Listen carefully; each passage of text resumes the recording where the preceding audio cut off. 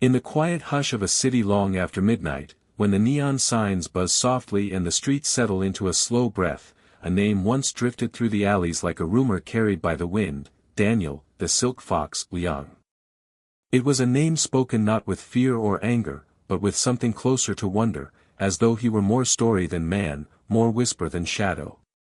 Tonight, his tale unfolds gently, like silk unraveling in a dimly lit room, crafted for those who wish to drift into sleep while wandering through the quiet corridors of a life lived on the edge of secrecy.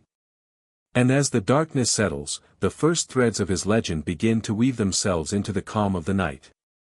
They called him the Silk Fox for the way he moved, silent, soft, calculating, and impossibly difficult to catch. Federal reports noted that he slipped through surveillance grids as though he sensed invisible seams in the system. Street legends claimed he could vanish from a locked room without breaking a window or leaving a single footprint. Of course, truth is often less theatrical, yet somehow more fascinating. What made Daniel so captivating was not superhuman ability, but an unusual blend of patience, observation, and calm confidence.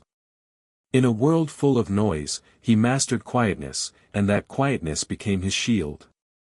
To understand the quiet power he wielded, imagine a man who walked into a room without drawing attention yet left every person inside unconsciously rearranging their assumptions. He dressed in understated grays and soft fabrics, preferring comfort over intimidation. Those who met him described an almost meditative aura, as if he were listening to a rhythm deeper than ordinary life. Yet behind this gentle presence lay a mind constantly mapping possibilities, tracking conversations, and detecting shifts in tone. Daniel noticed things others didn't: the leftover glance, the uncertain breath, the weight of silence between sentences. And with each detail, he stitched together a picture no one else could see. In the 1990s, the criminal underworld was turbulent and loud, full of reckless displays and violent rivalries. But Daniel's world was built on quiet coordination, subtle agreements, and networks that expanded not through force, but through trust and strategic benefit. This, ironically, made him far more dangerous in the eyes of authorities. Violence leaves evidence, noise draws attention. But Daniel's operations flowed like an underground river, steady, untraceable, moving unnoticed beneath the chaos of the streets above. To many, this made him a ghost. To the federal task force that hunted him, it made him an enduring puzzle. Still, legends rarely arise without circumstance. Before Daniel escaped federal pursuit and before he became a topic whispered about in late-night task force briefings, he lived as calmly as he operated.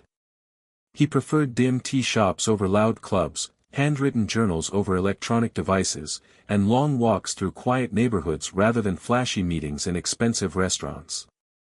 These choices, though simple, became part of why investigators struggled to track him. He avoided the patterns that most people fell into, choosing unpredictability wrapped in gentle routine. He was not hiding, he was simply moving through the world at a different rhythm. As the years passed and his influence spread, fascination with the Silk Fox reached beyond law enforcement. Dockworkers, merchants, and night shift taxi drivers all shared fragments of encounters, some true, many embellished. A man who tipped generously yet asked nothing. A passenger who vanished from the back seat after paying for a short ride. A stranger who spent hours watching cranes move containers at the harbor, as if studying the heartbeat of the city. Each account added texture to the tapestry of his legend, whether accurate or not. And like all whispered stories in the night, his myth grew softer, smoother, easier to believe. His elusiveness was not driven by arrogance but by survival. He understood that attention was the most dangerous currency in his world. Those who flaunted their power rarely kept it for long.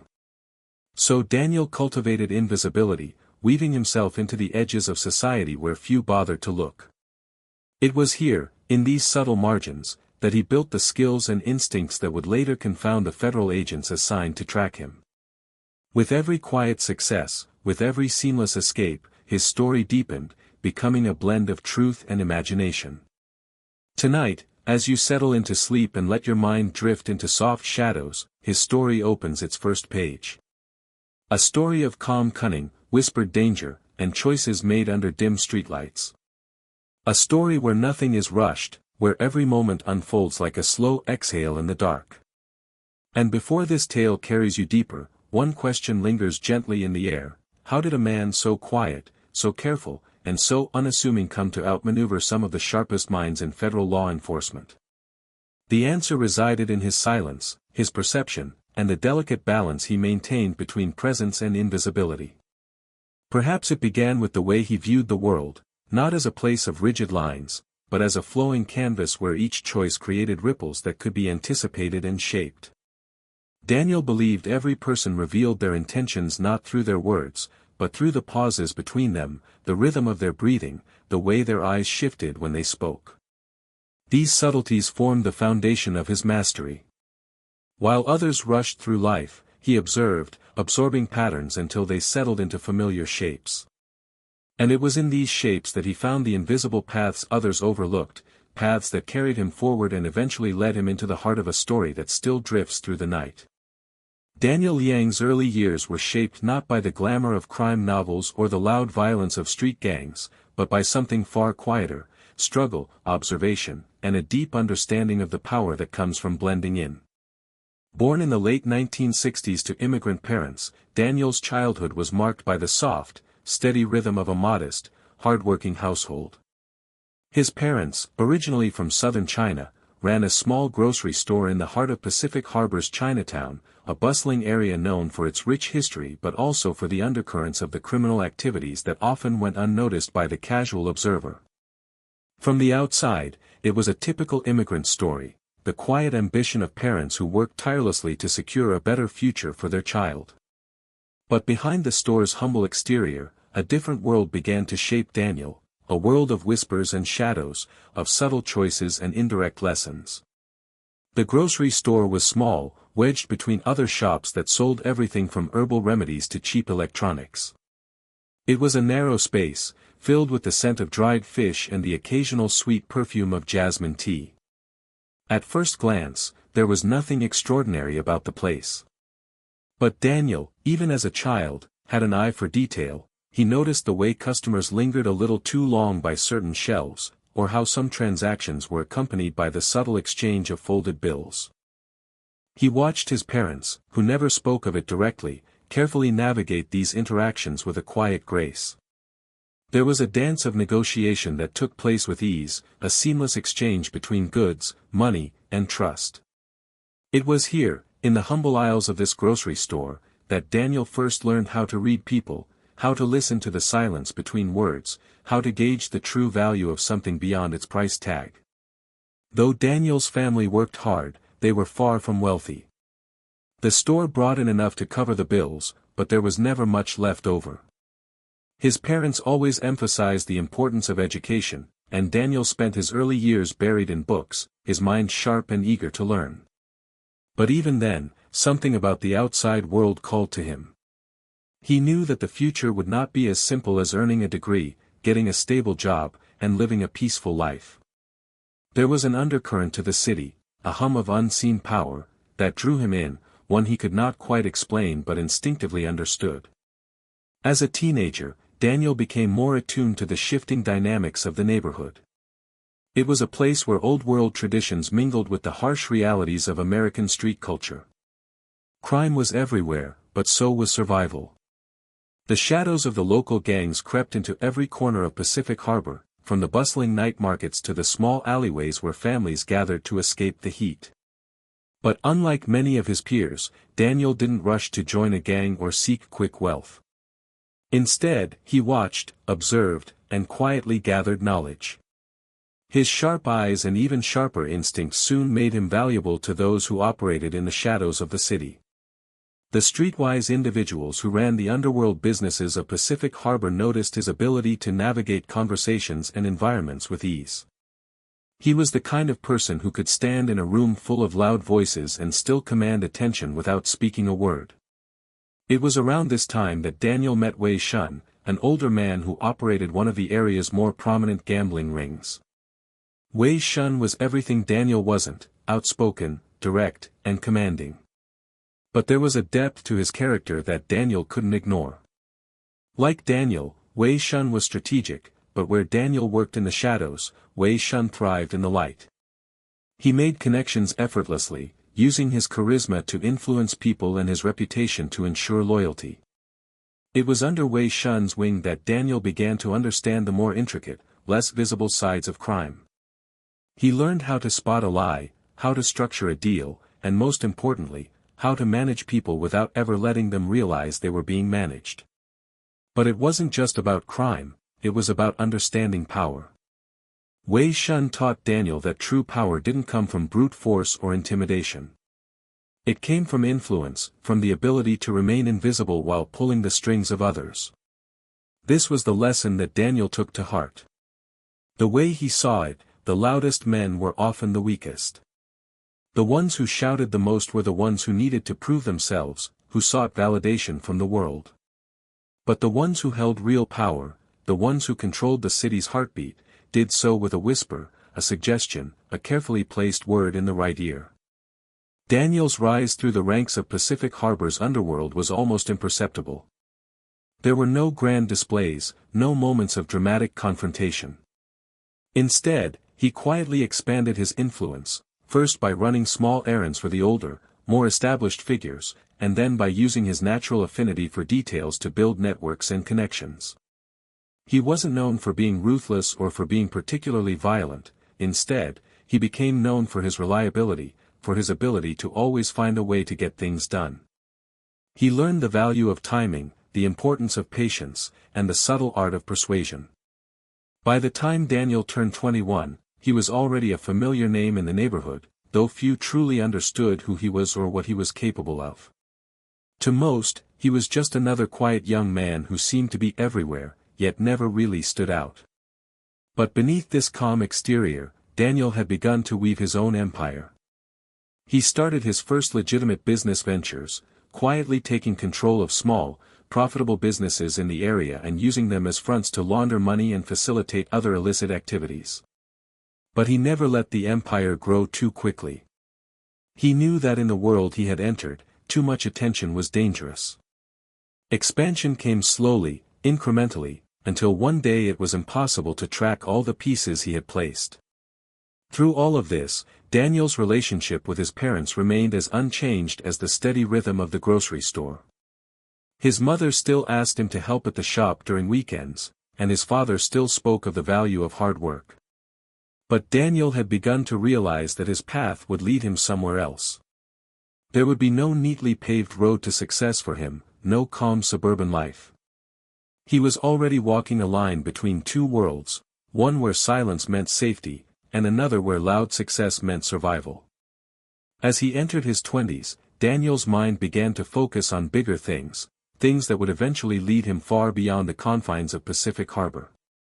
The quiet streets of his childhood would soon give way to an intricate, nationwide network, one that Daniel would control from behind the scenes. But even as the ambition grew, the lessons of his early life, the importance of subtlety, patience, and control, remained firmly ingrained in his character. These were not just the lessons of an underworld figure, they were the lessons of a man who had learned how to master the art of being unseen, of moving through life without ever leaving a trace. And as he prepared to step onto a larger stage, Daniel knew one thing for certain: his greatest strength was not the things he did, but the things he didn't do, the places he didn't go, and the people he never became. Daniel's early involvement in the criminal world was not marked by reckless decisions or spontaneous bursts of aggression. Instead, it was a series of quiet, deliberate steps that allowed him to rise slowly within the underworld. The lessons of patience and observation, which he'd honed as a child in his family's grocery store, began to take shape as he navigated the world of organized crime. His early crimes were small, petty thefts, forged documents, and the kind of discreet hustles that didn't draw attention. But each success, however minor, added to his reputation as someone who could get things done without causing unnecessary commotion.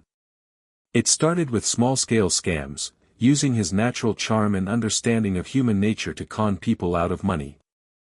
He learned the art of misdirection early on, employing subtle techniques to create openings where none existed.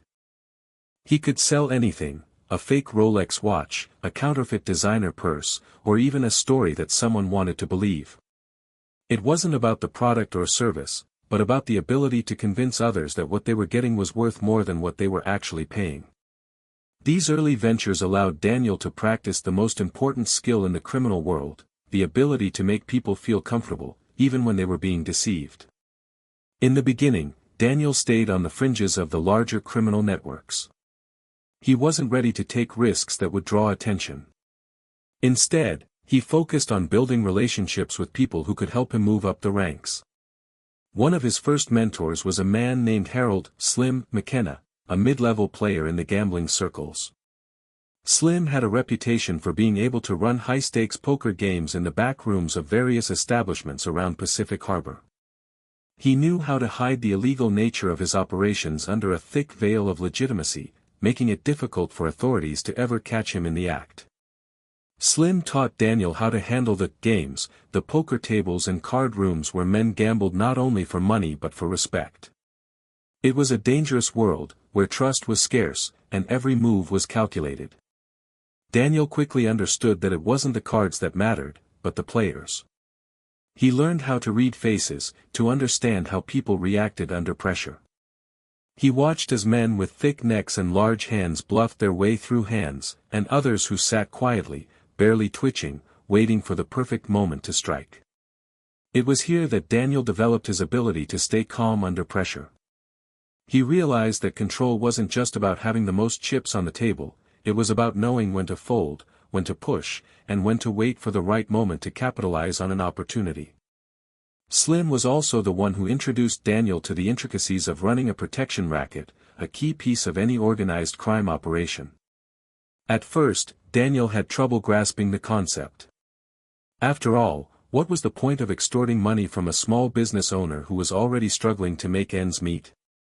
But Slim, ever the teacher, explained that it wasn't about the money, it was about establishing control, about creating an unspoken agreement where people knew that you could make their problems disappear if they played by your rules. It's all about being indispensable, Slim said. People pay for peace of mind. You give them that peace, and they'll keep paying. Daniel learned that running a racket wasn't about threats or intimidation, but about building trust in the unspoken agreement of protection. The more people felt they couldn't do without your protection, the more they would offer to keep it. By the time Daniel was in his mid-20s, he had a steady stream of income from his small operations, but he wasn't satisfied. He had grown tired of the small-time jobs and petty scams. He wanted more. More influence. More power. He began seeking out larger, more sophisticated operations, ones that could give him access to the kind of wealth and influence that would allow him to move freely in higher circles. It wasn't long before he made a connection with a man named Richard "Rick" Rossi, a notorious figure in the world of smuggling. Rick was a heavyweight, known for moving large quantities of illegal goods across state lines with a network of well-placed contacts. He dealt with everything from stolen electronics to drugs, and his reach extended across the entire West Coast. At first, Daniel had nothing to offer him. But he didn't let that stop him from making himself useful. He began by offering logistical support, finding safe houses and routes for deliveries. But it didn't take long before he impressed Rick with his ability to handle delicate situations, his calm demeanor in the face of danger, and his talent for solving problems without creating new ones. Daniel's rise within Rick's operation was swift. He was always present when it mattered, never out of his depth, always quietly suggesting solutions to problems that would have taken others hours to figure out. It wasn't long before Rick recognized Daniel's value and gave him a more prominent role, one where he could move up the ranks and take on bigger responsibilities. Daniel had become a trusted confidant, someone whose ability to anticipate problems before they arose was invaluable. He wasn't just a player in the game, he was the one helping to write the rules. But even as he climbed higher, Daniel remained cautious. He learned that in the world he now inhabited, visibility was dangerous. The more attention you drew, the more likely you were to attract unwanted scrutiny. As much as he wanted to break free from the shadows and claim his place at the top, he understood that the best way to rise was often to remain unnoticed. He continued to use his talents for observation, his knack for making others feel at ease, and his quiet influence to secure his position. Still, with every step forward came the inevitable dangers. Rival gangs began to take notice of Daniel's growing influence, and his connection to Rick made him a target. There were whispers of betrayal in the underworld, of plots to eliminate rising figures like Daniel who threatened the status quo. But even as the risks grew, Daniel's reputation as a man who could avoid trouble, who could slip through the cracks unnoticed, only grew stronger. It was during this time that Daniel's role in the larger operations began to take shape. He wasn't the leader, nor was he the muscle. He was the quiet strategist, the one who understood how to navigate complex systems without ever becoming part of the chaos. He saw the way people interacted, understood their motivations, and used that knowledge to his advantage. Every move he made was deliberate, calculated, and designed to secure his position without ever drawing too much attention. But his rise wasn't without its moments of tension.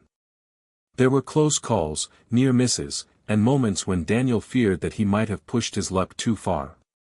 Yet each time, he managed to slip away, like a fox darting into the shadows. His ability to avoid capture became his trademark, and it wasn't long before even those who might have sought to eliminate him realized that Daniel was not the kind of person who could be easily disposed of. And so, his story continued, with each step leading him deeper into the world of organized crime, into the kind of power that few ever achieved but many dreamed of.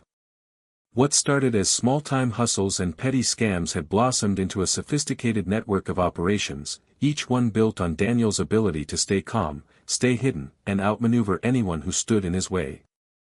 As he grew more powerful, however, the question remained, would his ability to remain unseen, to slip through the cracks, be enough to keep him safe from the law and the dangerous rivals he now faced? Or would his rise, like so many others before him, eventually draw him into a dangerous game of cat and mouse that even he could not escape? Only time would tell. Daniel's quiet ascent through the criminal underworld seemed effortless to many, but those who watched him closely knew better. His rise was not simply the product of luck or chance, it was the result of a carefully constructed strategy, one that began to unfold in more dangerous and complex ways as he expanded his influence. By the time Daniel reached his late 20s, his position within Rick Rossi's smuggling operation had solidified, but his ambition stretched far beyond the narrow borders of Pacific Harbor and the West Coast. The larger world of organized crime beckoned, with all its promises of wealth, power, and, inevitably, danger. As his network grew, so did the risks.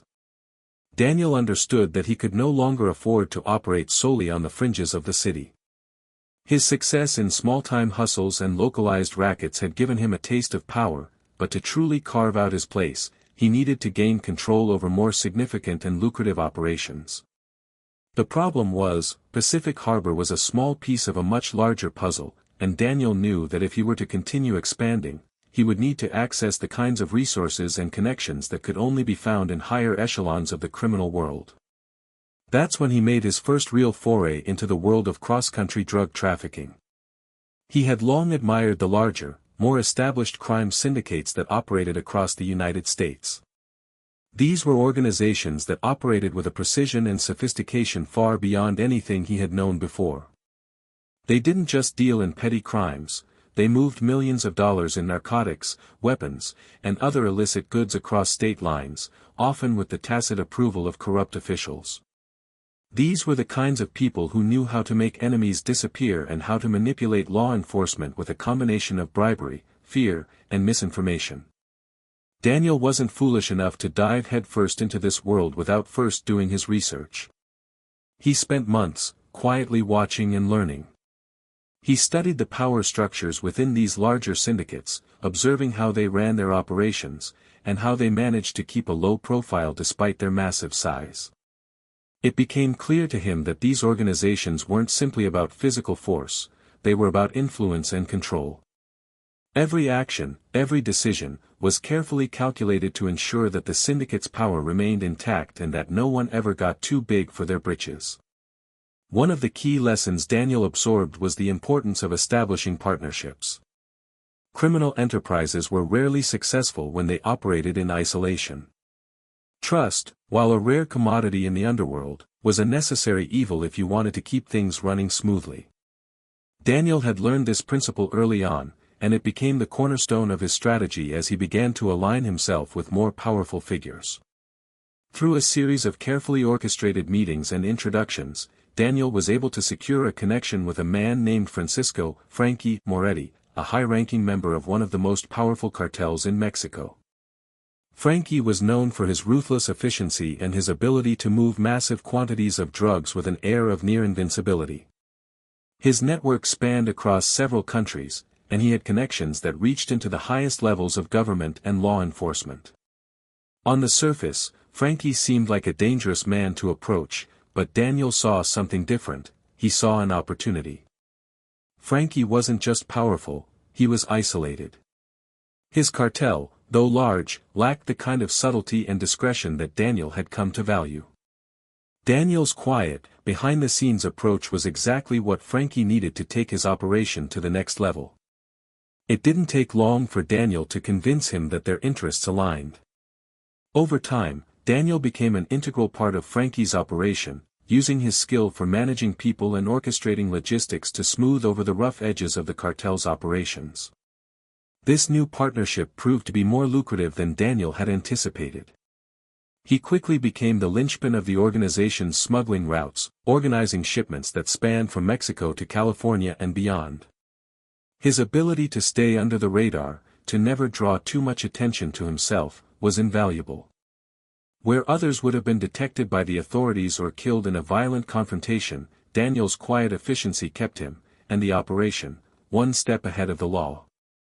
However, as Daniel's influence grew, so did the dangers that came with it.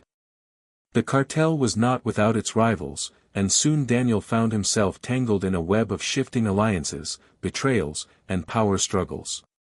He was constantly surrounded by enemies, both known and unknown, who would stop at nothing to seize control of the lucrative routes that Daniel had built up over the years. At the same time, law enforcement agencies were beginning to catch wind of the syndicates that operated under the radar. Federal investigators, having long been frustrated by the rise of these criminal organizations, finally set their sights on dismantling them. The FBI, DEA, and even local law enforcement agencies in the areas where Daniel operated began to work together to track and eventually bring down those responsible for the growing drug trade. As much as Daniel had managed to avoid detection up until this point, the heat was starting to intensify. He could feel the pressure mounting, the walls slowly closing in around him. The cartel's enemies became more brazen in their attempts to take control of Daniel's smuggling routes, and Daniel realized that he would have to be more ruthless than ever before to protect his position. He had already learned the art of keeping a low profile, but now he had to learn the art of making his enemies disappear, quietly and without fanfare. And so, over the course of several months, Daniel began to orchestrate a series of targeted eliminations, each one carefully planned and executed with precision. But even as his enemies fell, the pressure from law enforcement continued to mount. The federal task forces were getting closer to cracking the code behind the cartel's operations, and their efforts were beginning to focus more directly on Daniel himself. His every move was now being scrutinized, and for the first time in years, he found himself on edge. He had always been a man of calculated risks, but now, the stakes were higher than ever. Despite the mounting pressure, Daniel remained composed. He had built his entire life around the principle of being unnoticed, of staying under the radar. But this new level of scrutiny required more than just subtlety, it required a complete rethinking of his entire approach. He could no longer afford to simply stay out of sight, he needed to control the narrative, to create his own story. He couldn't let the law enforcement agencies dictate his fate, nor could he let the cartel's rivals have the upper hand. With his reputation on the line and his empire at risk, Daniel made a bold decision: he would disappear. But not just vanish from the city, as many criminals did when the heat became too much. No, Daniel had learned from his years in the shadows. He understood that to truly disappear, to truly escape the inevitable downfall that awaited those who drew too much attention, he would need to leave no trace behind. It was time for a new chapter in his life, a chapter that would see him vanish completely from the radar, a man without a past, and a future that only he controlled. Daniel's decision to vanish was not one made in haste. It had been brewing in his mind for months, perhaps longer. He had seen countless men before him, men with far more power and influence than him, fall victim to the dangers of their own ambition. They became too visible, too arrogant, too confident that they had outsmarted the system. The authorities were closing in, and the cartel's internal struggles were escalating. So, he realized that the time had come to disappear, not just from the law, but from everyone. To be forgotten. To erase himself from the very streets that had once known him. The idea of starting over was a daunting one. It meant severing ties with everyone he had worked with over the years, from the low-level hustlers to the top-tier players in the cartel. Daniel had spent years building his network, gaining trust, and learning the art of manipulation. He had become someone whose name was whispered with respect in the most dangerous corners of the criminal world. But now, all of that had to be left behind. He needed to fade into the background, to find a new identity, a new life where no one would ever come looking for him again. To execute this plan, Daniel relied on the very skills that had helped him rise so far in the first place: his meticulous nature, his understanding of human behavior, and his ability to stay calm under pressure. He had already learned how to navigate through the shadows, how to be the man behind the scenes pulling the strings without ever being seen. Now, he had to perfect the art of disappearing, and that required more than just abandoning the city, it required a complete reinvention. The first step was to sever all direct ties.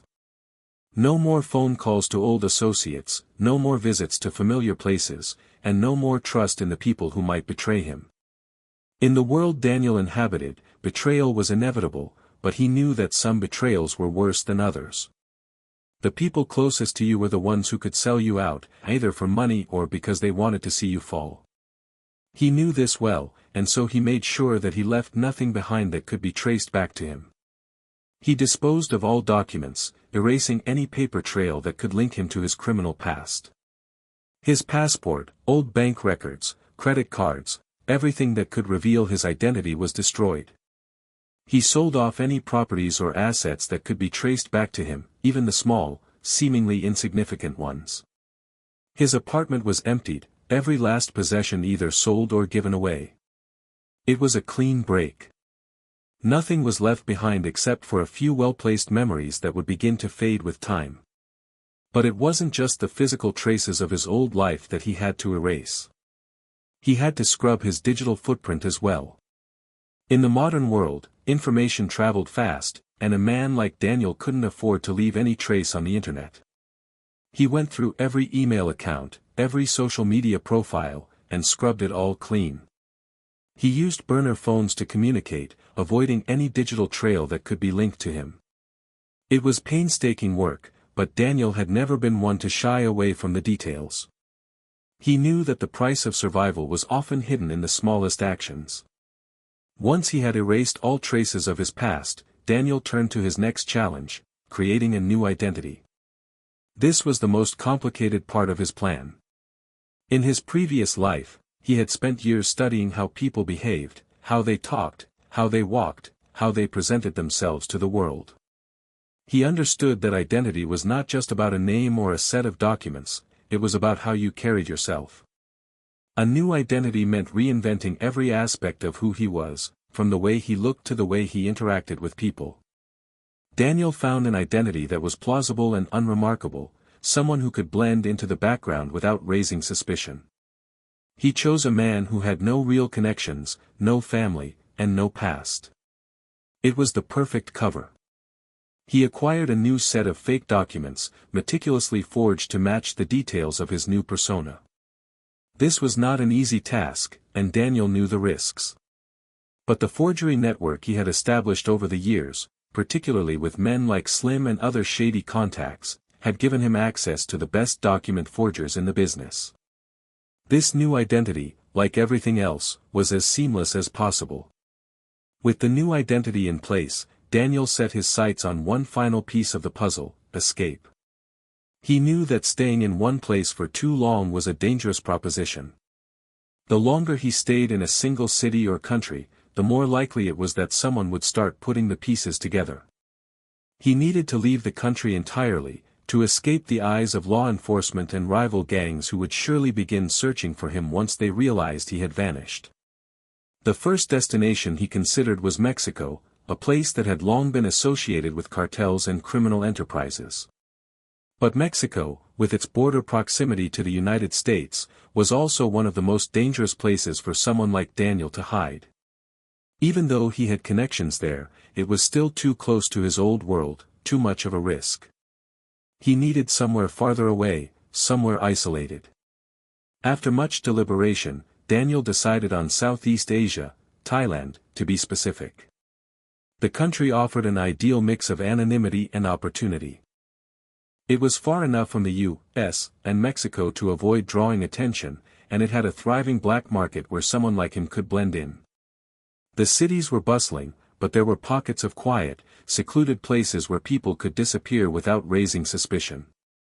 Thailand's lax regulations on immigration and its complex networks of expats and locals meant that Daniel could live in relative peace, at least for a time. The next step was securing travel arrangements. He used a series of fake identities to book a one-way ticket to Bangkok.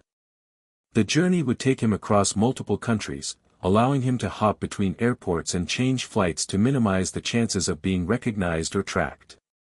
His final destination was clear, but the road to get there was carefully planned, with multiple stops along the way to make sure he wasn't followed. As Daniel boarded the flight to Bangkok, a sense of calm washed over him. This was it, the culmination of years of planning, of carefully building a life that would allow him to escape the inevitable fallout of his criminal career. He knew that there would always be a risk of being found, a chance that someone from his past might one day stumble upon him. But for now, as the plane lifted off the ground and disappeared into the night sky, Daniel felt a strange sense of peace. He had outsmarted them all. He had disappeared from the world that once knew him. And now, he was free. Free to start over. Free to become someone else. Free to live a life without fear of the law, without the constant threat of betrayal, and without the weight of his past hanging over him. But as the miles between him and his old life grew, one thing was clear: freedom, as he would soon learn, came at a price. Daniel's new life in Thailand was nothing like the world he had left behind. There were no late-night meetings in dimly lit backrooms or whispered conversations in smoky bars. There were no dangerous faces waiting to betray him, and no enemies lurking in the shadows, hoping for the right moment to strike. For the first time in years, he could breathe without the constant weight of paranoia hanging over him. But even in this quiet corner of the world, Daniel knew that peace was fleeting. The life he had once known was never far behind, and while he had escaped the law and his old criminal connections for now, the ghosts of his past would never stop haunting him. The first few months of Daniel's new life were spent in a haze of anonymity. He had found a modest apartment in Bangkok, tucked away in a neighborhood filled with other expats, travelers, and locals who came and went without drawing too much attention. The apartment was nothing special, just a small, one-bedroom unit with peeling paint on the walls and a view of a busy street that never seemed to quiet down. But it was his sanctuary, the place where he could disappear. He spent his days exploring the city, visiting markets, walking along the river, and taking in the sights and sounds of a world that seemed so far removed from the one he had left behind in the United States. It was a world where nobody knew his name, where his past was nothing more than a shadow, and he could live as an anonymous foreigner, free from the ties that had once bound him. But as with any man running from his past, there was only so much time he could spend hiding in the shadows before the weight of what he had done began to surface. Daniel had made a name for himself back in Pacific Harbor, not just within the small-time criminals he worked with but also among those higher up the food chain. His name had been whispered in the same breath as some of the most notorious figures in the criminal world. Even if he managed to disappear physically, the truth of his past wasn't something that could be erased so easily. The cartel he had worked with still had eyes and ears all over the world, and the moment his disappearance was noticed, the search would begin. His first real test came when a man named Javier, a former associate from his smuggling days, showed up in Bangkok. Javier wasn't a man Daniel had ever trusted fully, but he had been a useful ally when it came to running the operations. He had handled logistics, made sure the drugs moved smoothly across borders, and had always kept his cool under pressure. But even men like Javier had a way of disappearing when things got too hot, and Daniel had learned to keep a careful distance from people like him. Still, Javier had a job to do, and Daniel knew that when Javier came calling, it was usually because something had gone wrong. The knock on his door came late one evening, just as Daniel was beginning to wind down from another long day of wandering through the city. At first, he didn't answer. He knew that knocking on his door at this hour meant trouble. But when the voice on the other side identified himself as Javier, Daniel's heart skipped a beat. He opened the door slowly, cautiously. "Javier, what the hell are you doing here?" Daniel asked, his voice low and steady. Javier stepped inside, his eyes darting around the room as though checking for any signs of surveillance. "We need to talk, Daniel," he said, his tone serious. "It's about the cartel. They know you're here." The words hit Daniel like a punch to the gut. He had known this day would come, but hearing it spoken aloud made it real. The cartel wasn't just a far-off threat anymore. It was here, knocking on his door, coming for him. "What do you mean, they know I'm here?" Daniel asked, trying to keep his voice calm despite the surge of adrenaline flooding his veins. "I've been careful." Javier ran a hand through his hair, clearly agitated. "You think you're the only one who knows how to hide? They've got people all over the place, watching, waiting. They know you left the country. They know you're in Thailand. It's only a matter of time before they come for you." Daniel's mind raced. He had known the cartel was powerful, but he had never expected them to be this thorough. He had hoped that his clean break, his careful escape, would be enough to keep him safe. But now, in the face of Javier's words, it was clear that he had underestimated the reach of the cartel, and the lengths they would go to in order to find him. "I've built too much," Daniel said quietly, almost to himself. "I can't just go back. I can't let them find me." Javier shook his head. "You think you have a choice? The cartel doesn't let people just disappear. They'll hunt you down, Daniel. They'll burn everything you've built here. You're not as safe as you think." The weight of Javier's words settled heavily in the room. Daniel had always prided himself on his ability to think ahead, to be one step ahead of everyone else. But now, he realized, he had made a dangerous miscalculation. He had underestimated the cartel's reach. He had thought that by changing his name, by hiding in a foreign country, he could slip away unnoticed. But the world he had left behind was never truly gone.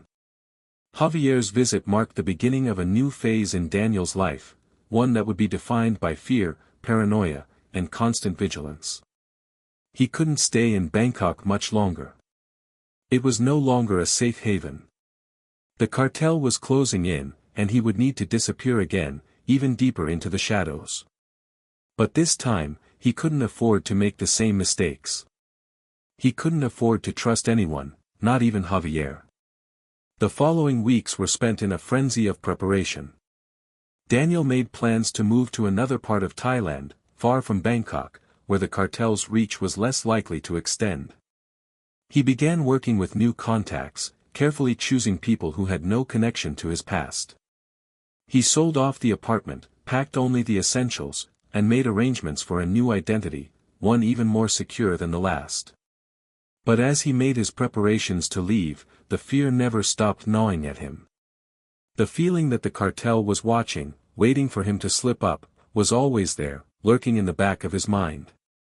Every knock on his door, every glance from a stranger on the street, made his heart race with suspicion. He had spent years building his empire on the streets of Pacific Harbor, but now, he was a fugitive, constantly on the move, never fully able to trust anyone. And yet, despite the fear that gripped him, Daniel's resolve remained strong. He had survived the cartel once before. He had survived the streets of Pacific Harbor, a city where even the strongest men could be brought down by a single mistake.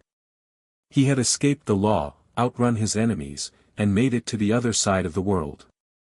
This was just another challenge to face, another game to play. But in the quiet moments, when his mind wandered and the weight of his past pressed down on him, Daniel knew that the game was far from over. The cartel was still out there, and sooner or later, they would catch up to him. He would have to outwit them, just as he had done so many times before. Only this time, there would be no room for error. Daniel's life in hiding became a careful dance between evasion and adaptation. The thrill that once fueled his rise through the ranks of organized crime, that constant pulse of adrenaline from outwitting the law and rival gangs, was now replaced by a quieter, more insidious form of tension. Each day was a calculated measure of risk and survival, where the smallest mistake could undo everything. After his conversation with Javier, Daniel understood that his initial plan to simply blend in and remain anonymous would no longer work. The cartel's reach was far too extensive, and his disappearance had not gone unnoticed. He had underestimated the lengths to which they would go to find him, and more importantly, he had underestimated their patience. They would bide their time, wait for him to slip up, and then strike when he least expected it. In the weeks following Javier's warning, Daniel took a series of precautions. He stopped using his phone, switching to untraceable burner devices that he disposed of after every use. Every time he moved, he did so with an almost obsessive attention to detail, always checking his surroundings, always ensuring he wasn't being followed. His life, once filled with fast cars, large deals, and constant action, had become a monotonous cycle of survival.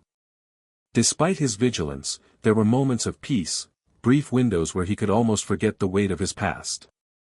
But even in those moments, there was an underlying unease that never truly dissipated. He was constantly aware that the world he had known was closing in on him, that his past was chasing him like a shadow. The streets of Bangkok, bustling with tourists and expats, were no longer the carefree place they had once been. Every face in the crowd was a potential threat, every interaction a possible mistake. For a time, Daniel lived in a quiet apartment in the northern part of the city, far from the expat-heavy areas where he had first settled. This new location was less visible, tucked into a neighborhood of narrow alleys and small shops, where life moved at a slower pace.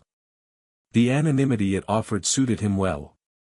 The apartment itself was sparsely furnished, a minimalist space that gave him just enough comfort without any trace of luxury that might draw attention. He spent his days keeping a low profile, rarely venturing out except for essentials. But even in the quiet, something gnawed at him. He had built a reputation in his past life that was hard to shake off. The whispers, the rumors, they had followed him across oceans, and now, even in this foreign land, Daniel began to hear his name mentioned in passing conversations. There were certain faces that appeared in the background of his daily life, strangers who lingered a little too long, men who exchanged glances when they thought he wasn't looking. He could feel the presence of the cartel's reach, like an invisible hand brushing against him. It was unsettling, this constant feeling of being watched, but Daniel was no stranger to paranoia. In fact, it was a skill he had perfected over the years. One evening, while sitting in a small cafe near his apartment, Daniel overheard a conversation that sent a shiver down his spine. Two men sat at a table near the window, speaking in low voices. The words were muffled by the clink of dishes and the hum of traffic outside, but Daniel could catch enough to understand that they were discussing him. One of the men mentioned his name in passing, calling him, the one who disappeared. The other spoke of his connections, the rumors that had been circulating about a man who had once controlled a network of smuggling routes across Asia. It was clear from their tone that they weren't speaking out of admiration. They were speaking out of suspicion. Daniel's heart began to race, but he kept his composure. He couldn't let his guard down. This was exactly the kind of thing he feared, the subtle clues that the cartel was closing in, the kind of noise that always preceded the storm. He finished his coffee quickly, paid the bill, and left the cafe without a word, walking briskly through the dark streets as he planned his next move. The next few days were a blur of activity. Daniel couldn't shake the feeling that the walls were closing in. His movements became even more calculated, and his paranoia reached new heights. He started to avoid the same routes, the same stores, even the same cafes. Every time he stepped outside, he did so with the hyper-awareness of a man being hunted. His paranoia was not without cause. He knew that someone was looking for him. The cartel wouldn't give up that easily. They had a network that stretched across continents, and they had the resources to track him down, no matter where he went. And as much as Daniel tried to keep a low profile, the truth was that he had become a mark, a prize, a symbol of something the cartel couldn't afford to lose. It wasn't long before Daniel's suspicions were confirmed. One afternoon, as he returned from the market, he noticed a black SUV parked on the corner of his street. It wasn't unusual for cars to be parked in that area, but something about the vehicle caught his eye. It was too new, too clean, and it stood out against the backdrop of older vehicles. Daniel's instincts kicked in immediately. He crossed the street and ducked into a narrow alleyway, his heart pounding in his chest. He watched the SUV from a distance, waiting for any sign that it was connected to the cartel. For the next few days, Daniel remained in his apartment, avoiding the outside world entirely. The fear was beginning to take its toll. The quiet had become suffocating, the walls of his small apartment closing in on him. He could hear the sounds of the city below, motorcycles revving, the chatter of voices, the distant hum of traffic, but they all felt distant now, disconnected. It was as if the world was happening outside of his reach, and he was simply a ghost, a shadow of the man he had once been. He had to leave. He had to get out before the cartel found him. But where could he go? Thailand was no longer safe. His options were dwindling, and he was running out of time. He couldn't keep moving indefinitely. Eventually, he would have to stop, and when he did, the cartel would find him. As the days passed, Daniel weighed his options. He could go deeper into Southeast Asia, into the jungles of Laos or Cambodia, where it was more difficult for outsiders to penetrate. He could disappear into the vast, untamed wilderness of the region, living off the land and the kindness of strangers. But that life wasn't sustainable, and he knew it. His money was running low, and survival in the jungle required more than just a good plan. It required resources, connections, and a knowledge of the terrain that he simply didn't have. In the end, Daniel knew that his options were limited. He would have to make a decision soon, whether to flee to the ends of the earth, or to face whatever came for him. There was no middle ground, no safety net. Just the cold, hard reality that, no matter how far he ran, he could never outrun the consequences of his past. As the days continued to stretch into weeks, Daniel's sense of unease began to settle into something far darker, a constant, gnawing fear that now had a physical presence, like a shadow that never quite left his side.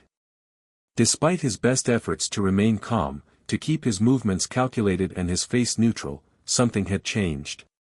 The very air around him seemed thicker, charged with the electric tension of being hunted. His heart, once steady from years of living on the edge, now raced at the slightest noise, the smallest flicker of movement in the corner of his eye. He had spent decades evading law enforcement, rivals, and even the cartel itself, but this felt different. The cartel wasn't just coming for him, it was tightening its grip around his life, isolating him in a way that felt suffocating. There were no more easy solutions, no more ways to slip away unnoticed. The world he had built in Thailand, his small, anonymous life, was falling apart, and Daniel felt it in his bones. The anonymity he had once taken for granted was now a fragile illusion, and the very thing that had allowed him to disappear was what was about to lead to his undoing. It began with the strange occurrences that crept into his daily routine. At first, it was subtle, a feeling that someone had been in his apartment when he wasn't there. He'd return from a walk and find the faintest trace of disturbance on the kitchen counter, a chair slightly out of place, or a drawer ajar when he knew he'd left it closed. He told himself it was nothing, a trick of the mind, perhaps. Maybe he was just too paranoid. But with each passing day, the signs grew more pronounced, until there was no denying that he was being watched. One evening, as he was returning home from a quiet stroll through the city's market, he noticed a figure across the street, a man with dark sunglasses who had been standing near the entrance of a building for far too long. The man didn't appear to be doing anything in particular, he was simply standing, observing. But Daniel's instincts were sharp, and they screamed at him that something was off. He quickly turned down an alleyway, his footsteps quickening as his heart began to race. He couldn't afford to let his guard down, not now. When he reached his apartment, he did a quick scan of the area, checking the street, the building, the windows. Everything seemed normal, but something inside him was alert, aware. He locked the door behind him and moved cautiously to the window, peering through the blinds to see if the man was still there. The street was quiet, but Daniel knew better than to trust the calm. The man was gone, but the unsettling feeling lingered. He couldn't shake the suspicion that this was the first of many attempts to find him. The next day, as Daniel made his way to a small cafe to grab a coffee, the feeling intensified. As he stepped inside, the barista, a young woman with short dark hair, gave him an odd look. It was subtle, almost imperceptible, but there was something in the way her eyes flickered over his face. Daniel paid and took his drink to go, but as he left the cafe, he caught sight of two men sitting at a table near the back. They were talking in low voices, but the moment Daniel crossed the threshold of the door, both of them stopped speaking.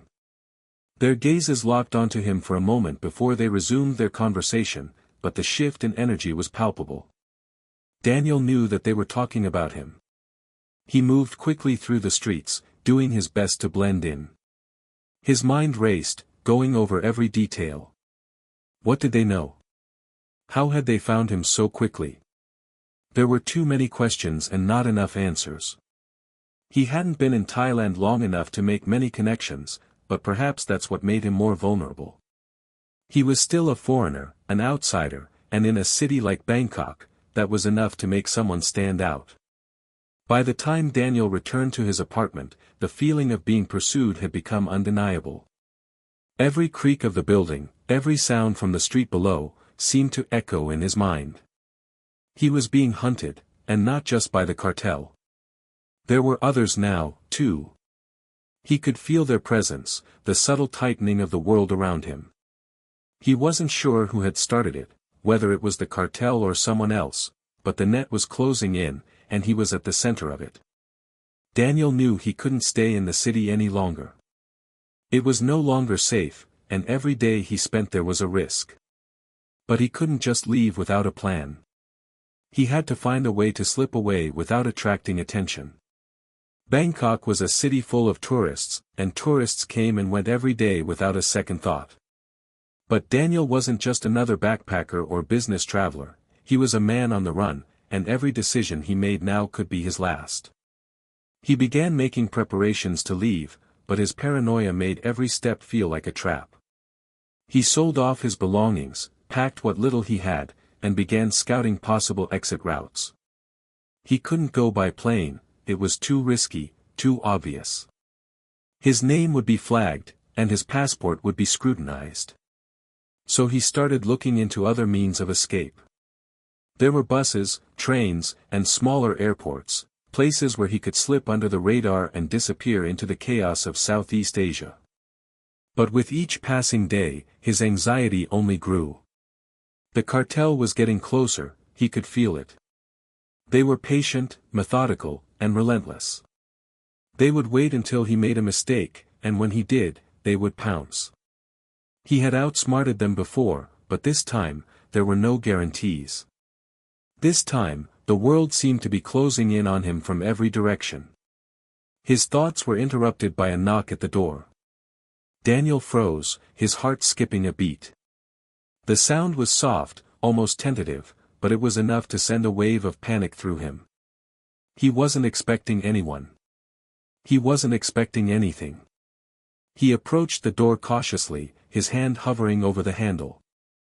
Who could it be? His mind raced through every possibility. It could be anyone, an old acquaintance, someone from his past, or perhaps a stranger looking for something more. He didn't know, but he wasn't going to take any chances. With a deep breath, Daniel cracked the door open just a few inches, enough to peek outside. His eyes quickly scanned the hallway, but there was no one in sight. He opened the door wider, his body tense, ready to move if necessary. The hallway was empty, quiet, but something about the silence felt wrong. The air felt thick with the weight of unseen eyes. For a long moment, Daniel stood there, waiting for any sign, any movement that would confirm his suspicions. But nothing happened. The world outside was still, as if nothing had changed. He closed the door with a quiet click, locking it once more.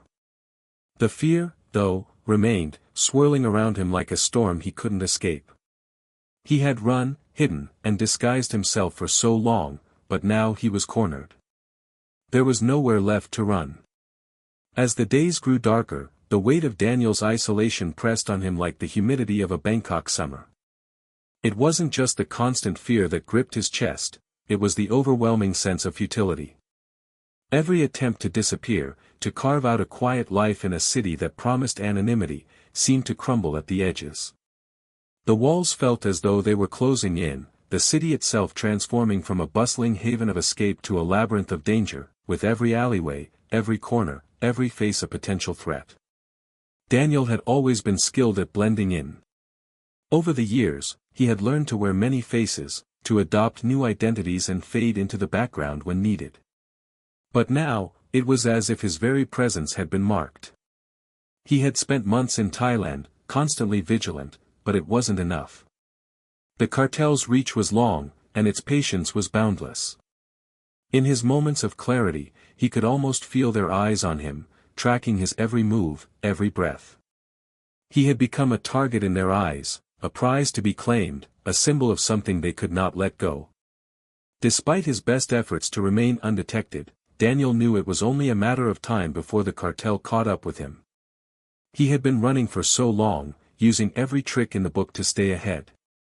But now, his resources were dwindling. His money was running low, and his connections, few as they were not enough to keep him safe.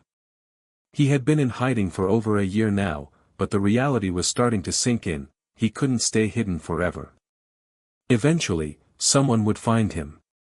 Daniel knew he needed to leave Thailand, but where could he go?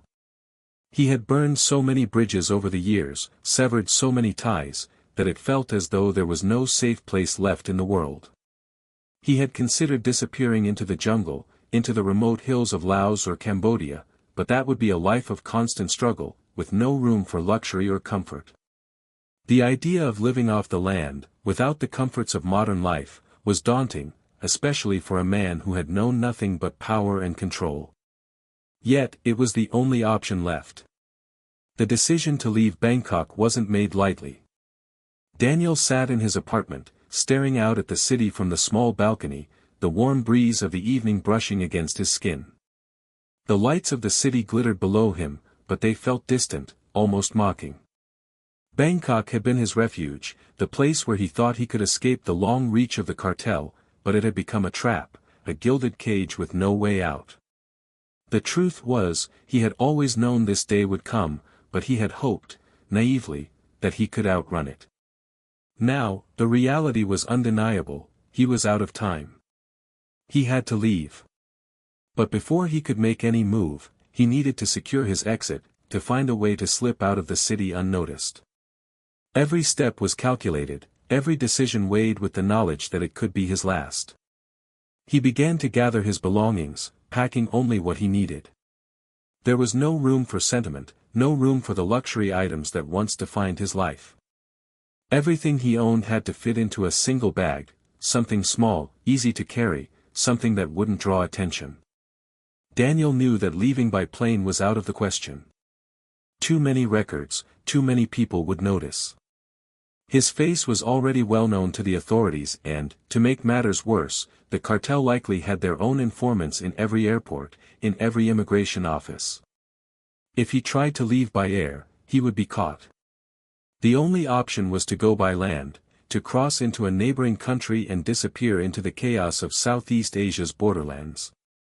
But crossing a border wasn't as simple as it seemed.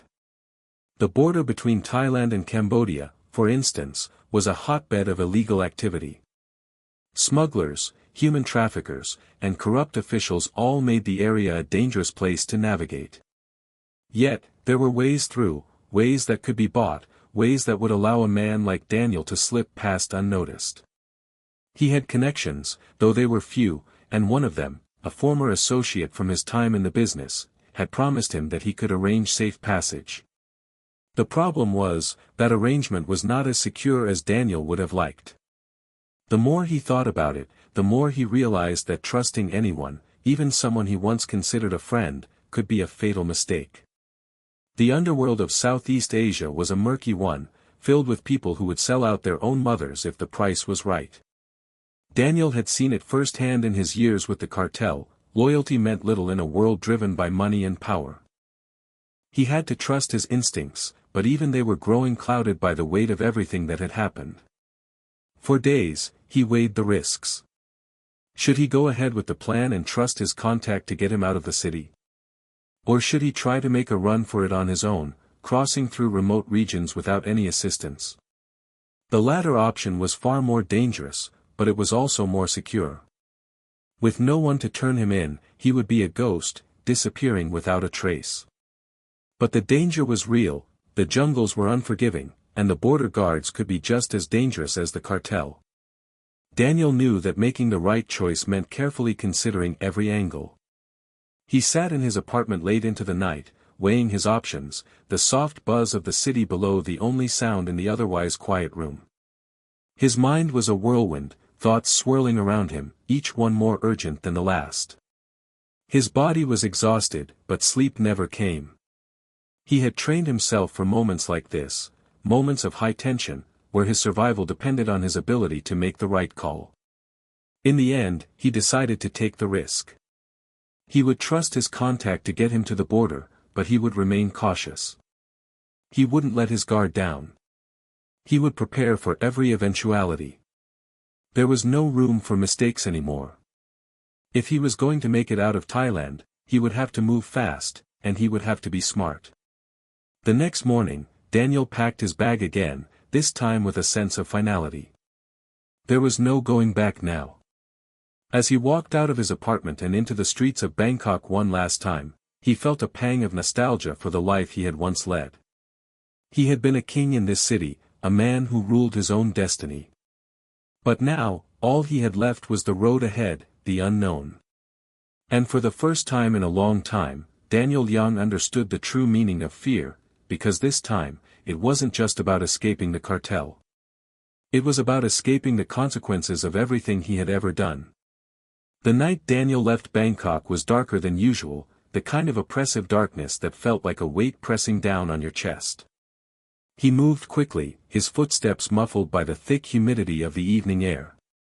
His senses were heightened, every alley, every street corner, every flicker of light in the distance made him pause, his body tensing in anticipation.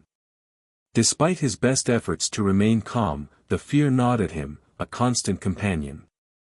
The city, which had once seemed like a place of freedom, now felt like a maze with no way out. His contact, a man named Chai, had arranged everything. Chai was a fixer, a man who knew the ins and outs of the underground world in Thailand and beyond. He was a middleman, a person who could get you anything you needed for the right price, and in this case, he was supposed to get Daniel out of the city without drawing any attention. Daniel had always known that dealing with people like Chai was risky.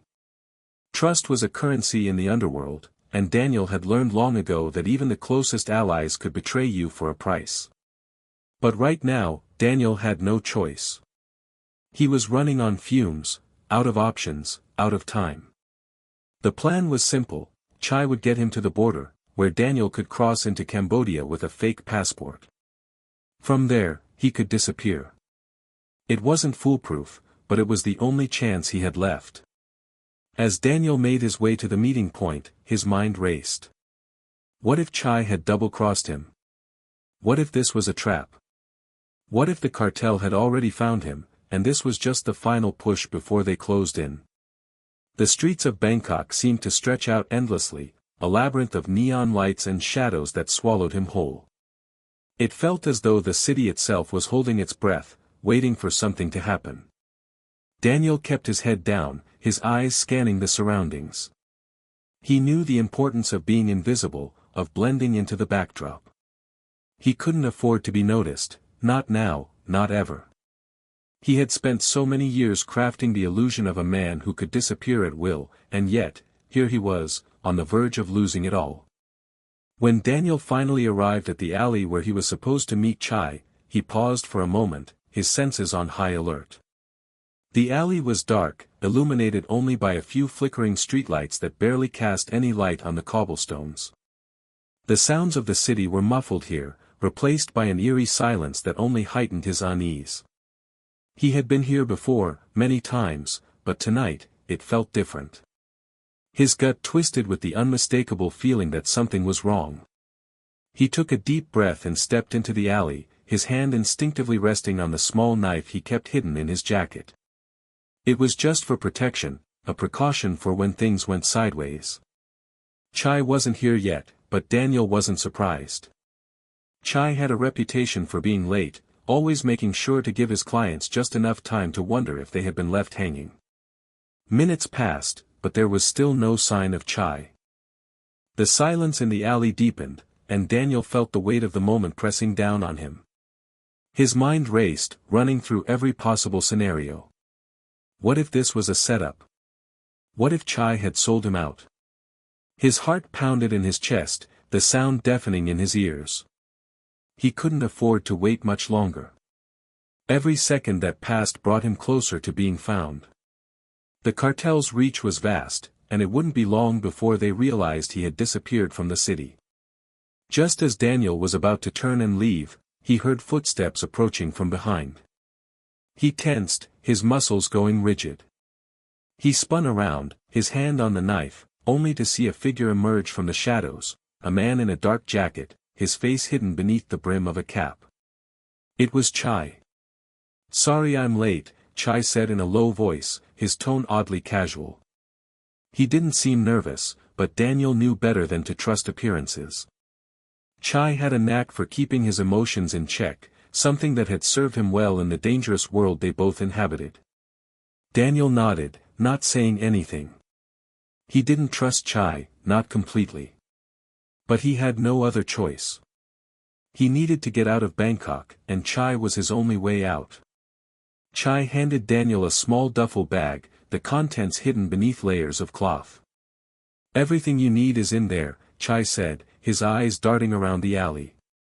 "We've got to move fast." Daniel grabbed the bag and slung it over his shoulder.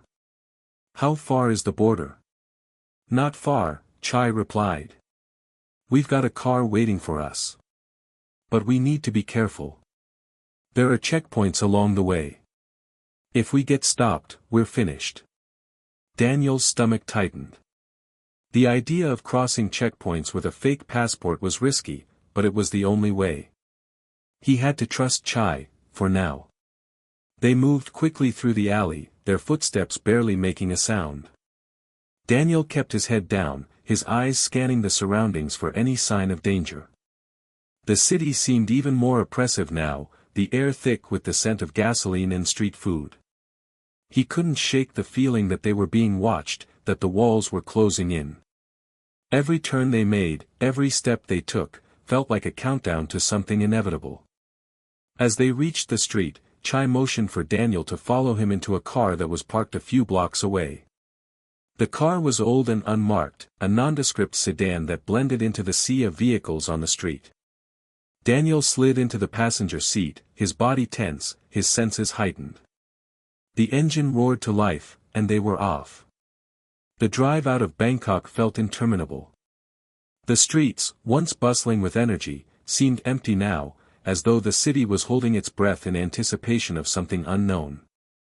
The further they drove, the more Daniel felt the weight of the situation pressing on him. His mind raced with questions. What if they were caught? What if the cartel had a mole in the police? What if this was the end?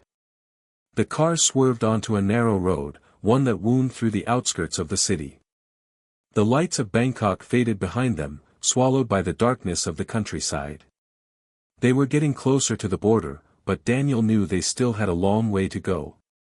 The checkpoints would be the real test. If they could make it past those, they would be home free. But that was a big if. As the night wore on, the tension in the car grew unbearable. The silence between them was thick, each man lost in his own thoughts. Daniel's mind kept drifting back to his years in the cartel, to the choices he had made, to the people he had betrayed. He had always believed he could outrun the consequences of his actions, that he could slip away and disappear into the night. But now, as the car sped toward the border, he realized just how much he had underestimated the cost of his own survival. The past had a way of catching up with you, no matter how fast you ran.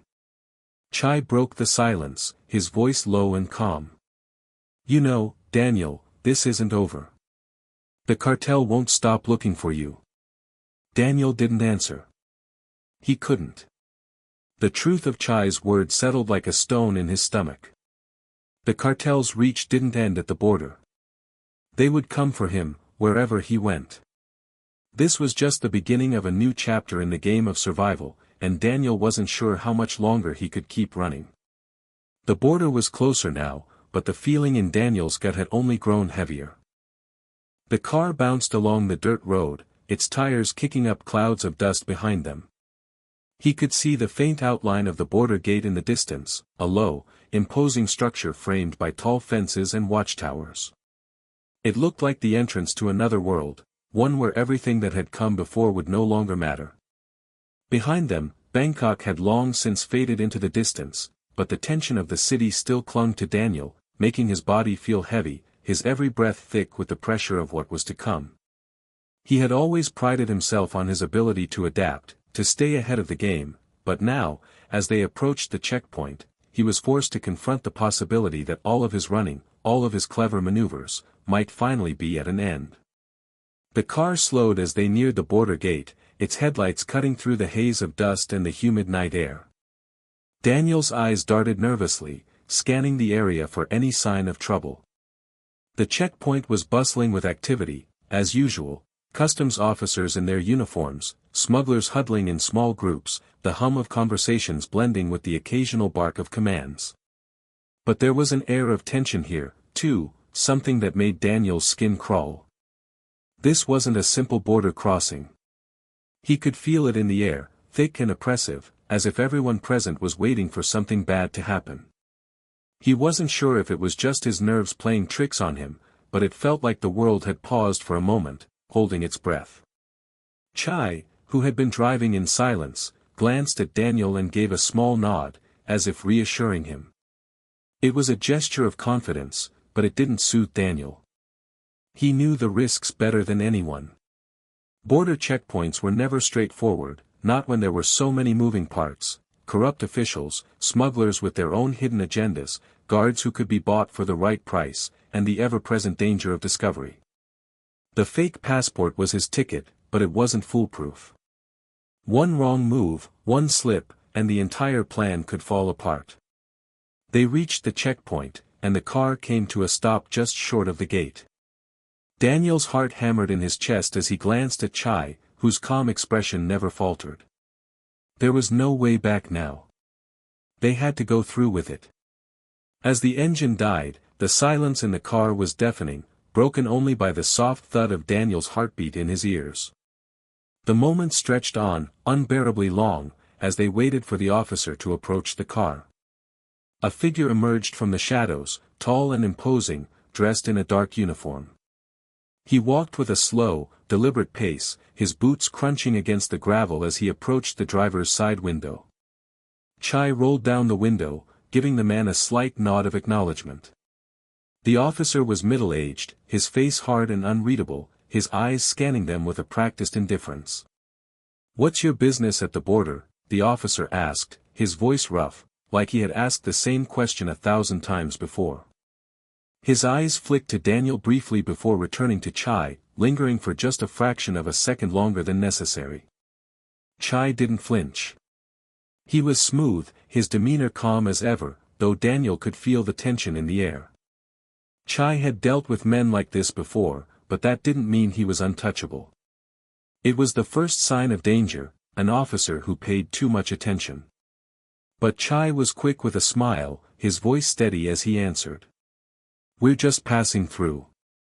My friend here is heading to Cambodia for business. We're in a hurry, so we don't need to waste too much of your time. The officer nodded slowly, but his eyes lingered on Daniel, making Daniel feel as though the man could see straight through him. Every inch of his body wanted to shift, to adjust his posture, to do something that would betray his nervousness.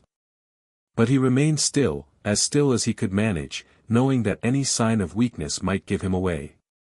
Chai's voice broke the silence again, this time more casual.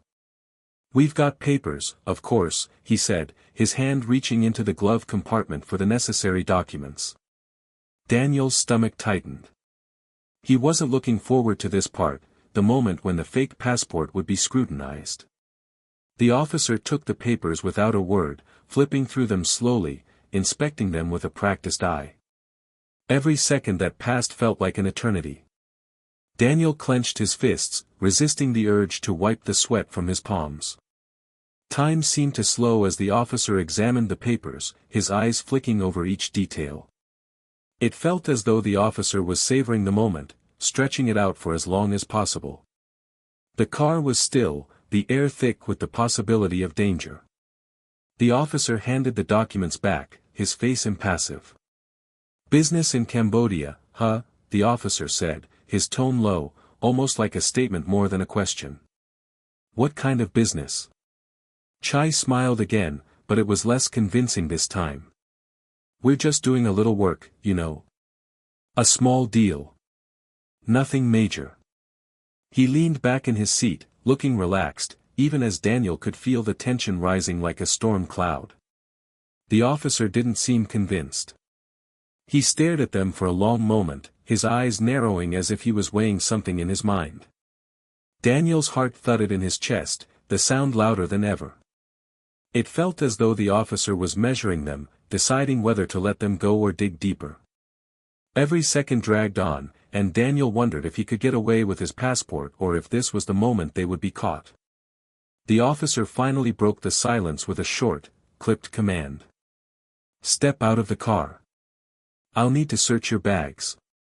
Daniel froze for a moment, panic coursing through him. A search? They hadn't planned for this. They had no backup plan for a search.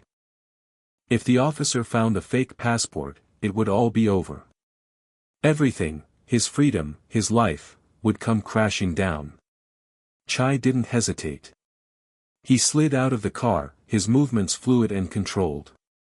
Daniel followed suit, stepping into the humid night air.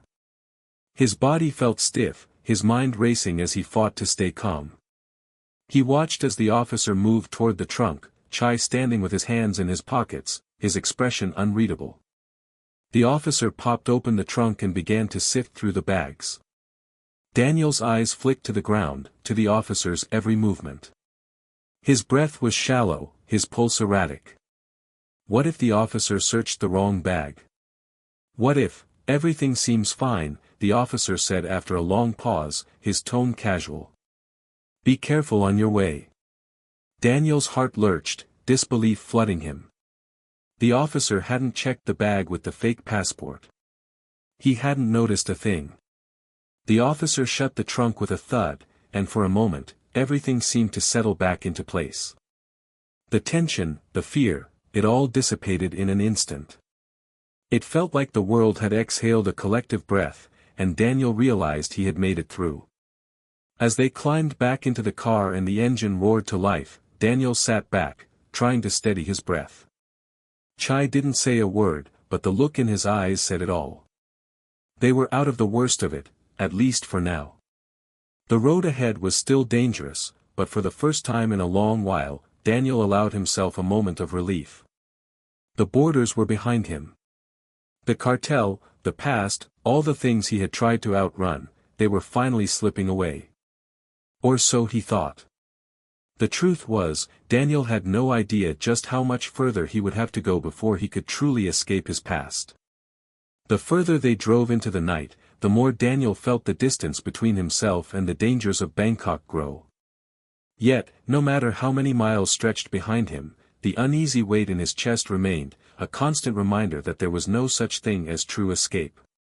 The border crossing, which had seemed like the final hurdle, was just one small victory in a long, uncertain game. As the car sped down the narrow, deserted road toward Cambodia, Daniel couldn't shake the feeling that someone, was waiting for him just beyond the horizon. The moon was low in the sky, its pale light casting long shadows across the fields and small villages they passed. There was an eerie stillness to the night. The usual sounds of traffic, of city life, were replaced by the occasional croak of frogs and the distant chirp of insects. In the quiet of the countryside, even the soft hum of the car's engine felt loud, oppressive. Chai drove in silence, his hands steady on the wheel, eyes fixed on the road ahead. Daniel couldn't read him anymore. Chai had always been a man of few words, but now there was something different in his demeanor. The ease with which he had handled the checkpoint, the way he had calmly handed over the fake documents and brushed off the officer's questions, it all seemed too perfect. Daniel had seen men like Chai before, men who were always in control, never rattled by danger. But something about tonight didn't sit right with him. The closer they got to the Cambodian border, the more Daniel felt the danger intensify. He glanced at Chai, his mind racing through possible scenarios. Was Chai truly helping him, or was this just another step in a game of survival where Daniel was nothing more than a pawn? The question gnawed at him, but he pushed it aside for the moment. He couldn't afford to second-guess everything. Not now. Not when they were so close. The faint glow of headlights appeared in the distance. Another vehicle, moving toward them at high speed. Daniel's hand instinctively went to his pocket, his fingers brushing the cold, metal edge of his knife. He had never been one to rely on weapons, his ability to talk his way out of trouble had always been his greatest strength, but tonight felt different. The air was thick with tension, and every shadow seemed to hold a potential threat. As the car drew closer, Daniel's eyes narrowed. The vehicle was an old Jeep, its headlights cutting through the darkness like a searchlight. It swerved slightly as it passed them, and for a moment, Daniel thought he saw a face in the passenger seat, a face that seemed to recognize him, a flash of recognition that sent a chill down his spine. The Jeep sped past them and disappeared into the night, but the unsettling feeling lingered. Chai didn't seem to notice. Or if he did, he didn't acknowledge it. He just kept driving, his focus unwavering. But Daniel couldn't shake the image of the face, the feeling that someone who knew exactly who he was, had been watching them. The possibility of being followed, of being hunted, was a reality Daniel had always lived with.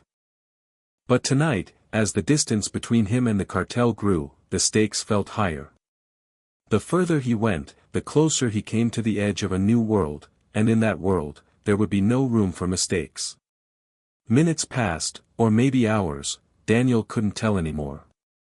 The monotony of the road was broken only by the occasional bump and the rhythmic sound of the tires on the uneven pavement. The silence between him and Chai stretched on, and Daniel felt the weight of the moment settle over him. He had been running for so long, it was hard to remember what it felt like to stand still. To be at peace. The car's headlights illuminated the road ahead, and the landscape began to shift. They were nearing the border. The scenery had changed, too. The small villages, the fields, the quiet countryside, all of it had given way to the more desolate stretches of land that marked the final approach to the Cambodian border. There was a kind of bleakness to the area, an empty feeling that seemed to echo the uncertainty of Daniel's future. As they neared a small checkpoint, Chai slowed the car to a crawl, his eyes scanning the area. The border guards were few in number, their presence less intimidating than the officers back in Bangkok. But Daniel knew better than to let his guard down. This was no time to relax. This was where the real test would come. As they pulled up to the checkpoint, the guard in the booth barely glanced at them. He was sitting in a folding chair, one leg propped up on the desk, a half-empty bottle of water beside him. Chai lowered the window, flashing a polite smile as he handed over the documents. Daniel sat back in his seat, his hands resting on his lap, his heart beating faster with each passing second. He could feel the guard's eyes on him, though the man didn't say a word. There was something about the way the guard looked at him, something that set him on edge. It wasn't fear. It wasn't suspicion. It was something else, something unreadable. For a moment, Daniel thought he saw a flicker of recognition in the guard's eyes, but it was gone too quickly for him to be sure. The guard took the documents and flipped through them slowly, his eyes scanning the pages with disinterest. Time seemed to stretch endlessly as the seconds passed. Daniel couldn't help but feel the weight of every decision he had made leading up to this moment. Every choice, every betrayal, every move he had made in the shadows, all of it had led him to this border, this checkpoint, this man in the chair. He felt the pressure of it like an anvil resting on his chest. The guard handed the documents back with a grunt, a small nod of approval. "Go ahead," he said, his voice thick with an accent Daniel couldn't place. And just like that, they were through. The gate swung open with a screech, and Chai eased the car forward, the tires crunching over gravel as they crossed the threshold into Cambodia. Daniel let out a breath he didn't know he had been holding, his muscles tense and coiled, ready for whatever came next. The road ahead seemed endless, stretching on into the dark night, the only sound the steady hum of the engine as they drove deeper into Cambodia. Daniel knew they were far from safe. There would be more hurdles ahead, more borders, more officials, more people who could sell him out or turn him in. But for the first time in what felt like years, he allowed himself to relax, if only for a moment. The worst was behind him. Or so he thought. As the car disappeared into the night, Daniel couldn't help but feel a strange sense of relief. He was on the run, yes, but he was still breathing. For now, that was enough. He had made it this far, and in a world like his, that was something worth holding on to. The further they drove into Cambodia, the more Daniel felt the weight of the night lifting, but only just. The road was empty, the only sounds were the steady hum of the engine and the occasional clink of gravel beneath the tires. The soft orange glow of the headlights painted the road ahead, but it seemed to stretch endlessly, like a path that went nowhere and everywhere at the same time. Daniel couldn't quite shake the feeling that the peace he felt was nothing more than an illusion, a brief respite before the storm. They were far from being in the clear. Chai, silent as always, kept his eyes on the road, never letting up on the steady rhythm of his driving. The man had been a rock for Daniel, unflappable in the face of danger, never showing a hint of emotion in his steady gaze. But tonight, there was something different about him. His shoulders were more tense than usual, his jaw set a little harder, as if he, too, felt the quiet storm that was brewing just beyond their vision. Daniel had seen the signs of someone trying to outrun their past, someone who could not escape the weight of their actions. Chai was that person, too. Though he had helped Daniel cross into Cambodia, Daniel knew that Chai had his own demons to deal with. The miles rolled by, and Daniel's mind wandered. His past had been an ever-present weight on his shoulders, the pull of old loyalties and old enemies always lurking in the background. The syndicate, the men he had betrayed, the deals that had gone sour, it all felt like a series of closed doors, each one leading to the next, until they formed a hallway that he couldn't escape. But this was different. He had crossed a border, entered a new land, a new life, and yet, the feeling of being hunted never quite left him. Even in Cambodia, a country so far from the danger of his previous life, Daniel still felt the eyes of the past watching him. His enemies, his old associates, did they know where he was now? Was there a price on his head, a target on his back? He had assumed that once he crossed the border, he would be free. But deep down, Daniel understood that freedom wasn't something you could just walk into. It had to be fought for, one battle at a time. The first few hours in Cambodia had been a blur. The car's tires ate up the miles, and the landscape around them shifted from dense jungle to more open, rural areas. The heat was unbearable, and the humidity clung to their skin like a wet blanket. Daniel had always preferred the city, with its noise and its chaos, but here, the quiet was unsettling. Every corner they rounded seemed to bring more uncertainty, more questions. Who could they trust? Who was watching? It was almost as if Cambodia itself was a country of secrets, a land where everything was possible but nothing was ever certain. Daniel's eyes kept flicking to Chai, watching for any sign of a change in the man's demeanor. Chai was a puzzle, a man who had lived his life in the shadows, dealing with people whose names and faces Daniel would never know. He had helped Daniel cross the border, yes, but was it out of loyalty, or was there something else at play? Was Chai truly a friend, or just another man using Daniel for his own purposes? He couldn't help but feel that the past was closing in, that he was being pulled back into something he had no control over. His thoughts were interrupted by a sharp turn in the road. The car lurched slightly as it skidded over a pothole, and Daniel's stomach churned. The momentary jolt was enough to snap him back into the present, back to the reality of the situation. They were still far from the border town they were headed toward, and there was no guarantee they would make it without running into trouble. Chai seemed unfazed by the rough terrain, his hands still steady on the wheel, his eyes sharp. It was as if the road was just another part of the game, another challenge to be conquered. The silence between them grew heavier as they continued on, the only noise now the sound of the tires rolling over the uneven road. Daniel couldn't shake the feeling that this trip into Cambodia wasn't just a physical journey, it was a journey deeper into the unknown. He was trying to outrun his past, to leave behind a life that had become a prison of its own making, but the truth was, there was no escaping the things he had done. No matter how far he ran, the ghosts of the past would always be one step behind. Then, just as his thoughts were beginning to spiral again, the headlights of the car cut through the darkness, illuminating a small, run-down building on the side of the road. It looked like a bar, a dim, isolated place, the kind of establishment that thrived on secrecy and quiet transactions. Chai slowed the car, his eyes scanning the surroundings.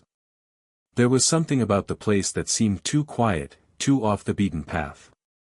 For a moment, Daniel wondered if this was some kind of trap, but Chai pulled the car off the road and into the dirt lot without hesitation. "What are we doing here?" Daniel asked, his voice low. Chai didn't respond right away. He parked the car in the shadow of the building and cut the engine. The sound of the world outside, the faint hum of insects and the rustling of trees, filled the silence. Chai sat still for a moment, as if weighing his options. Then, he turned to Daniel, his face unreadable. "We need to lay low for a while," Chai said simply. "It's not safe to keep moving. We need information." Daniel stared at him, confused. "Information? What kind of information?" Chai glanced toward the building, where a few figures were now visible, lounging outside. "There are people here who might be able to help. We don't know what's waiting for us down the road. It's better to gather some intel before we make our next move." Daniel considered this for a moment. He had always been someone who prided himself on knowing when to strike, when to act, but there was something unsettling about the idea of staying in one place too long. He could feel the walls of the world closing in around him again, and he didn't like it. But Chai had been his guide through this strange new world so far. His judgment was solid, and there was no point in questioning him now. They got out of the car and walked toward the building. The air was thick with humidity, and Daniel's shirt clung to his back. As they approached, the figures outside seemed to take notice of them, their eyes flicking in their direction. Daniel tried to appear as nonchalant as possible, but his mind was still racing, still wary of what was to come. Chai led him inside, and the dim lighting hit them like a wave, casting long shadows across the room. The smell of stale beer and sweat hung in the air, and the low murmur of conversation filled the space. Daniel's senses were on high alert now, his every move calculated. There was no turning back once they entered this world. The place was full of people who looked like they were trying to disappear, just like him. People whose pasts were as muddy as his own. It was here, in the underbelly of Cambodia's forgotten corners, that Daniel realized just how far he had fallen. And just how much further he still had to go. Chai approached one of the men in the corner, a rough-looking individual with a scar running across his cheek. Their exchange was brief, words too quiet for Daniel to hear. But he could see the man's eyes flicker over to him for a second, a knowing look that made his skin crawl. He had seen that look before. It was the look of someone who had lived a life on the edge, who could smell danger from miles away. In that moment, Daniel realized the truth. No matter how far he went, no matter where he hid, there would always be someone who knew him. Someone who had the power to pull him back into the game. The tension inside the bar was thick, almost palpable, as Daniel stood silently by Chai's side. The murmur of conversation seemed distant, muffled, as if the walls of the small, dimly lit room were closing in on him. The scent of stale alcohol and sweat was overpowering, yet it was the eyes of the people in the room that held his attention the most. Each glance that flicked toward him felt like a calculated assessment, a quiet evaluation of his presence. These were people who had survived through manipulation, deceit, and a network of deals that stretched far beyond the dim confines of this decrepit bar. Every one of them had a past that could be just as dangerous, if not more so, than his own. Chai had already slipped into conversation with the man with the scar, but Daniel couldn't shake the sense that he was being watched. He stood still, leaning casually against the bar, trying to project an air of indifference, though every nerve in his body was on edge. His thoughts began to drift again, and he couldn't help but wonder if he had made a mistake coming here. The world outside seemed safer in comparison, the open road, the endless expanse of unknown land, the quiet hum of the engine cutting through the night air. Here, in this room full of strangers, the sense of impending danger was inescapable.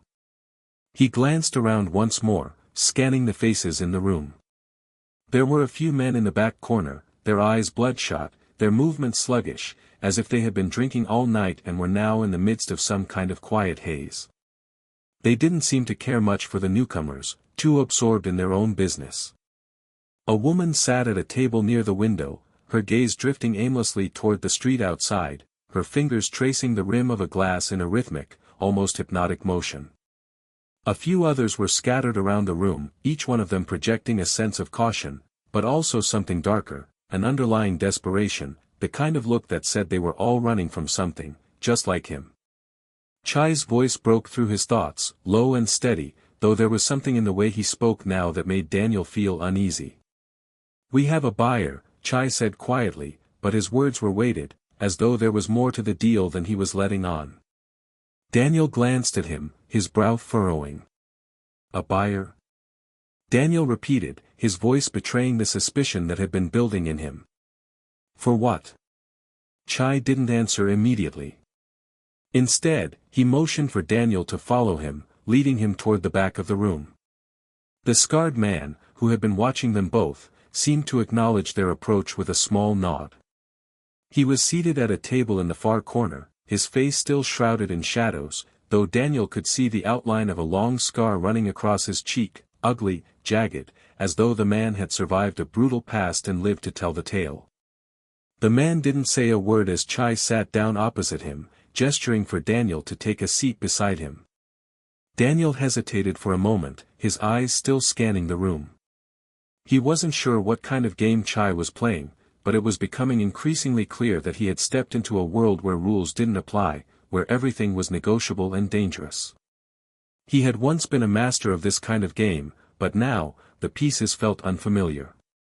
He had no idea who these people were, what kind of network they operated within, or how far their influence reached.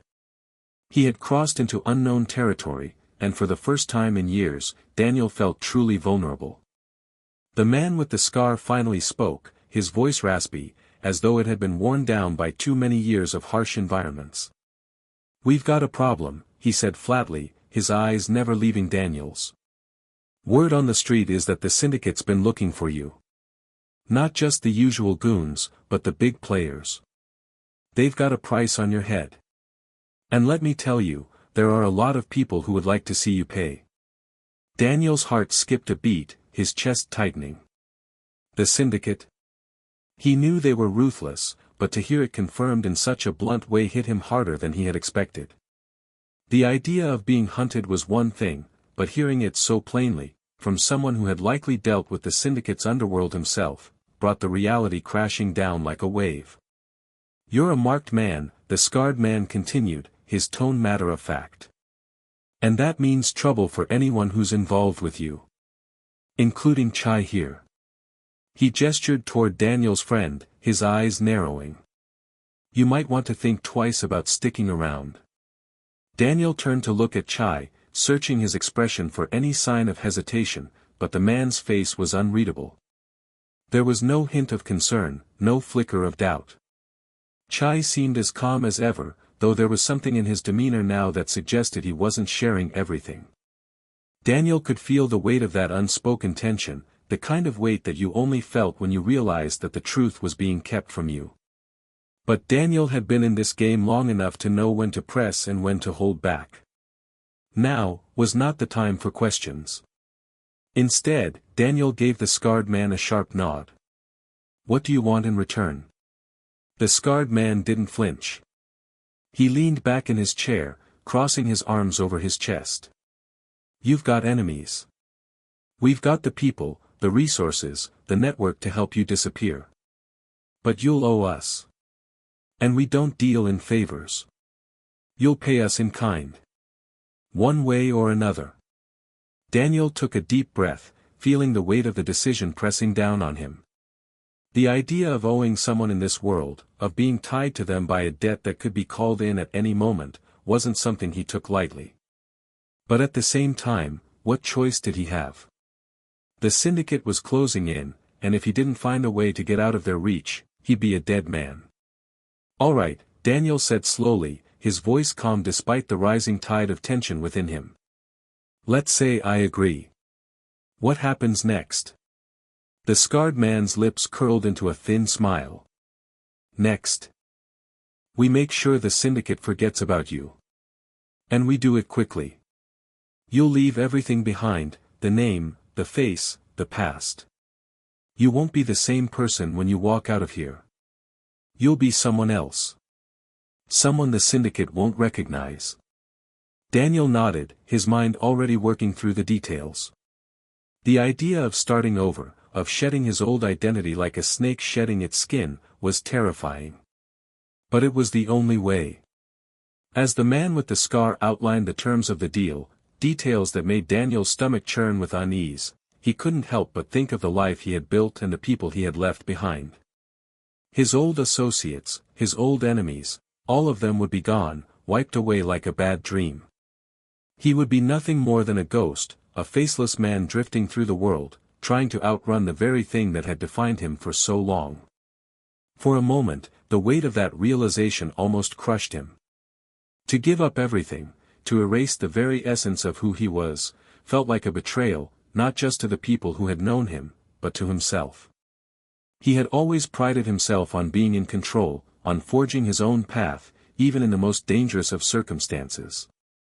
But now, he was being asked to let go of all that. To run, to hide, and to become someone else entirely. Yet, deep down, Daniel knew there was no choice. The Syndicate was coming for him, and the only way to survive was to leave everything behind and start anew. And so, as he sat there, listening to the scarred man lay out the terms of the deal, Daniel made a decision. A decision that would change everything. He was ready to step into the shadows, ready to vanish into the world, even if it meant losing himself in the process. As the conversation moved forward, Daniel couldn't help but feel a strange mix of dread and relief.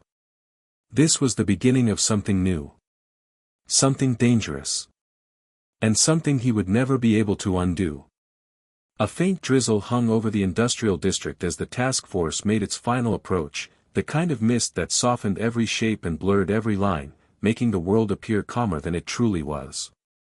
Agents moved with slow, deliberate steps, each one trained to avoid unnecessary noise. The air smelled of wet concrete, salt from the nearby piers, and the faint metallic hint of anticipation. Hours earlier, an informant had whispered that Daniel Liang would be at the warehouse tonight, overseeing a sensitive transaction. It was the closest the task force had ever come to touching the man they'd been chasing for years, and the weight of that possibility pressed into every agent's heartbeat. Floodlights had not yet been activated, leaving the long rows of rusted storage units in muted darkness. Their corrugated steel walls glistened under the drizzle like dull silver scales. Agent Marla Keating watched from the perimeter, her breath steady, her mind alert. She had studied Daniel's patterns more than anyone. Softly, she whispered updates into her radio, her calm voice in stark contrast to the tension around her. She knew the Silk Fox preferred quiet nights with minimal witnesses, and this location matched his habits too perfectly to ignore. Tonight felt like a culmination, a final page turning. Inside the command van, maps were spread across desks, each marked with routes, escape possibilities, and vector lines based on digital intercepts. For weeks, analysts had monitored coded messages that repeated the same coordinates, all pointing to this warehouse. It had seemed like Daniel had slipped, leaving a trail more obvious than usual. Combined with the testimony of a newly uncovered informant, the puzzle pieces fit with unusual clarity. Yet Keating felt a sliver of unease. She had seen Daniel feign vulnerability before. He had a way of letting his enemies believe they were getting close, only to reveal later they had been chasing shadows. The tactical team inched toward the warehouse doors, the sound of boots softened by the thin layer of water on the asphalt. Their movements were synchronized, calm, practiced. A narrow beam of red light glided across the hinges as they checked for subtle traps. Nothing. A silent signal passed down the line, prepare for entry.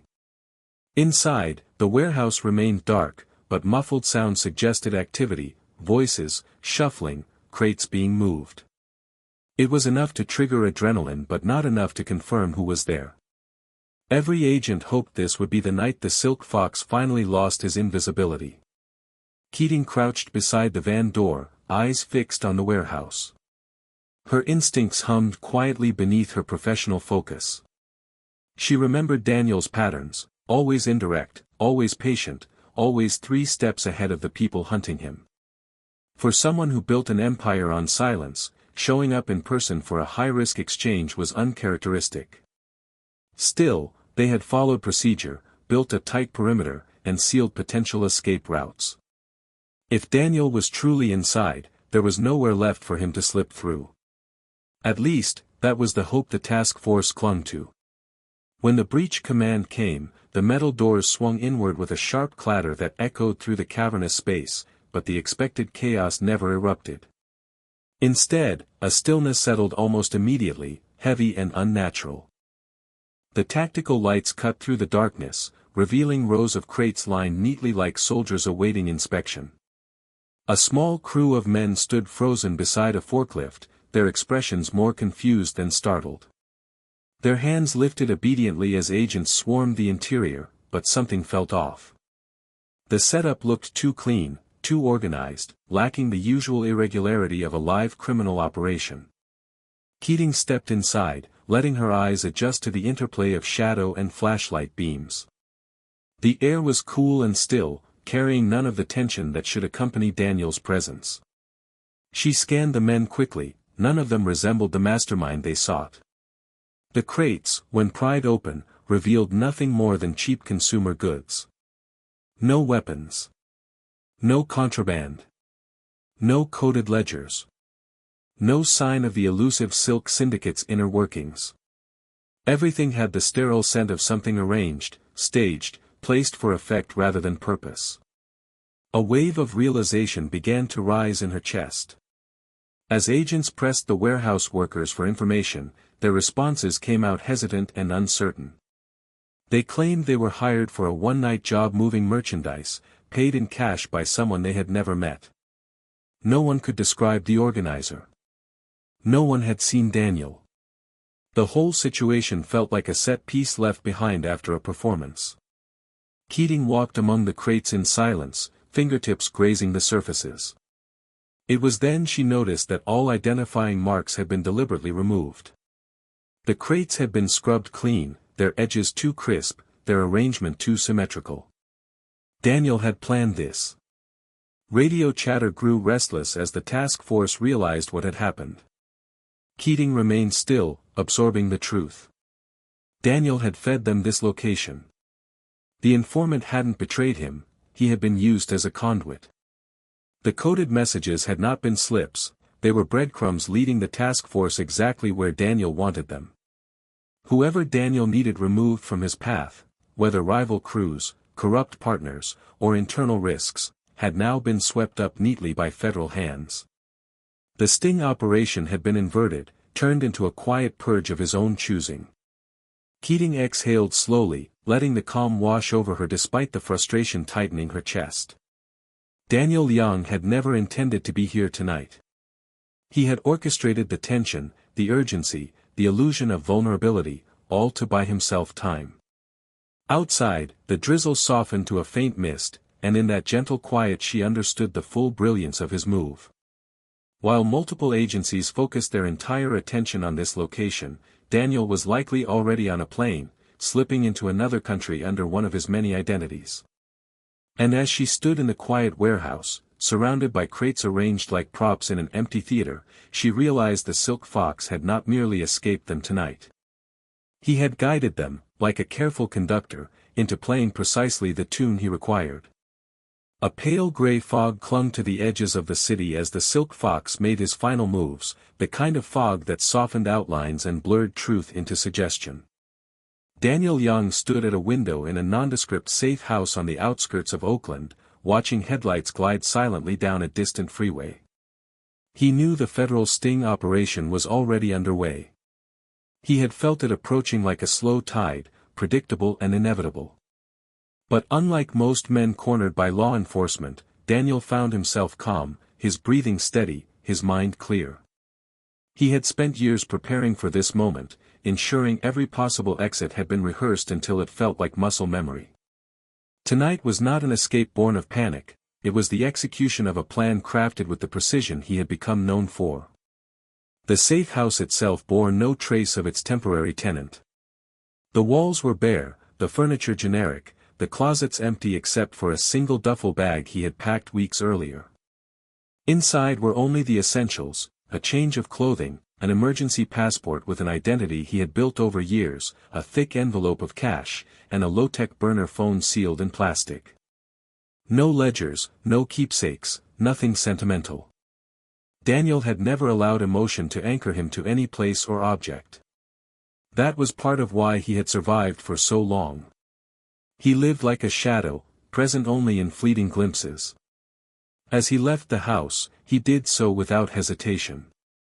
A black sedan waited in the alley, identical to hundreds of others across the city, purchased under a series of shell buyers who didn't know they were participating in anything more than routine car auctions. He slid behind the wheel, adjusted the seat with practiced precision, and started driving without headlights for the first few blocks. The mist-covered road muffled the tires, giving the impression of gliding rather than rolling. Daniel made no calls, sent no messages. Everyone who needed to be misled had already been misled. Everyone who needed to believe he would be at the warehouse had been carefully conditioned to expect it. He merged onto the freeway just as federal agents were breaching the warehouse doors. Daniel had predicted the timing nearly to the minute. He always assumed law enforcement would attempt an arrest during a lull in public activity, late evening or shortly after midnight, when the city quieted but the criminal world had not fully gone to ground. As he drove, he maintained a steady speed, never drawing attention, never rushing despite the gravity of the moment. His pulse remained level, his face unreadable. It was the same expression he held during negotiations, during crises, during quiet nights at Tong banquets. The world around him could shift, crack, or collapse, but Daniel moved from moment to moment as if following a rhythm only he could hear. 20 miles away, tucked behind a fuel station, sat his first decoy. It was a white delivery van registered under the identity of an elderly man who had passed away 10 years earlier. The van was positioned deliberately along the escape path investigators might monitor. Inside was a mannequin dressed in one of Daniel's jackets, slumped in the driver's seat, partially concealed by tinted glass. A small heating device placed beneath the collar produced faint warmth detectable by thermal cameras. Daniel had planted that decoy months ago, knowing that desperate investigators often chased body heat signatures before verifying identities. By the time they reached the van, he would already be far beyond their radius. But the van was not his only safeguard. Daniel believed in layers, of information, of protection, of escape. 10 minutes after passing the decoy location, he exited the freeway, parking the sedan behind an abandoned warehouse. He wiped every surface he had touched, then walked through a gate, moving with the same quiet deliberation that earned him his nickname. Waiting for him behind the warehouse was another vehicle, an older, ordinary-looking hatchback whose paint was scratched and faded. It was the kind of car nobody paid attention to, especially not federal agents scanning for luxury or unusual models. He switched vehicles effortlessly, leaving the sedan locked with the keys inside to suggest he had fled on foot in haste. Once back on the road, he took a series of rural routes he had memorized long before. The fog grew thicker as he climbed into the hills, wrapping the world in a muted stillness. He knew the task force would be scrambling to make sense of the empty warehouse, the staged setup, the unremarkable workers with no connection to him.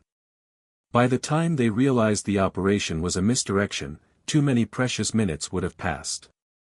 In the world of fugitives, minutes could matter more than entire days. Near the ridge outside Livermore, Daniel reached his third and final transition point, a small airstrip rarely used except for agricultural flights. A single-engine plane waited on the far edge of the runway, its lights dimmed, its propellers motionless. The pilot, a man who owed Daniel far more than money, stood beside it with a cigarette glowing faintly in the dark. He said nothing as Daniel approached, words had never been necessary between them. The pilot simply dropped the cigarette, crushed it under his boot, and climbed into the cockpit. As the plane lifted off, slicing through the fog like a quiet blade, Daniel closed his eyes for the first time that night. Below him, the city shrank into a patchwork of lights and shadows. Somewhere down there, agents were still sweeping the warehouse, searching for traces of a man who had never been inside. Somewhere, radios were cracking with urgent commands. Somewhere, Agent Keating was piecing together the realization that he had orchestrated the operation from start to finish. 30 minutes later, the plane crossed the coastline, its engine steady and unhurried. Ahead lay miles of open water and a chain of contacts ready to receive him. Daniel opened his eyes and looked into the darkness beyond the window, feeling no triumph, no fear, only the familiar clarity of a man who had executed a plan exactly as intended. The Silk Fox had vanished not through luck, but through preparation so quiet and intricate that even those who studied him could not anticipate the final step. And as the coastline faded behind him, he slipped once more into the realm of shadows where he had always belonged. The manhunt for Daniel, the Silk Fox, Liang stretched across the nation, with authorities closing in on him from every angle. Despite the pressure, he remained elusive, his calm demeanor and tactical brilliance keeping him one step ahead. His network, once vast and complex, had fractured, with former allies now wary and distrustful. Yet, Liang's reputation as a master strategist allowed him to navigate this treacherous period with ease. As the noose tightened, many wondered, how long could his luck hold? Would the Silk Fox slip from the grasp of justice, or was this the end of his reign? As the years passed, whispers of Daniel, the Silk Fox, Liang's legacy continued to linger in the shadows of organized crime. His story was one of incredible skill, stealth, and the pursuit of power that few ever truly understood.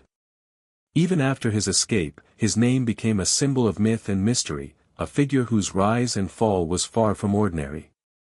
To this day, no one knows where he is, but the lessons from his life, the careful planning, the cold precision, and the calm evasion of justice, remain etched in the minds of those who were there. His myth endures. As Daniel, the Silk Fox, Liang's story weaves through the shadowy underworld, it becomes clear that his legacy is not only one of survival and cunning but also of elusive mystery. The authorities might have failed to capture him, but his life left an indelible mark on the criminal world. His ability to escape federal pursuit is legendary, a tale told in whispered tones among those who survived in the wake of his operations. What is most striking about Liang's life is how he shaped the future of organized crime while remaining a phantom, forever slipping through the grasp of justice. In the years that followed, Daniel, the Silk Fox, Liang became a shadow of the man he once was, a ghost in the world he had once dominated. His story faded into myth, as elusive and enigmatic as his escape from the law. For those who still remember his name, it remains a tale of intelligence, power, and a level of evasion that left law enforcement speechless. The legend of his escape, his rise, and his ultimate disappearance continues to haunt the minds of those who studied him. What is true, and what is myth? That, perhaps, is the greatest mystery of all.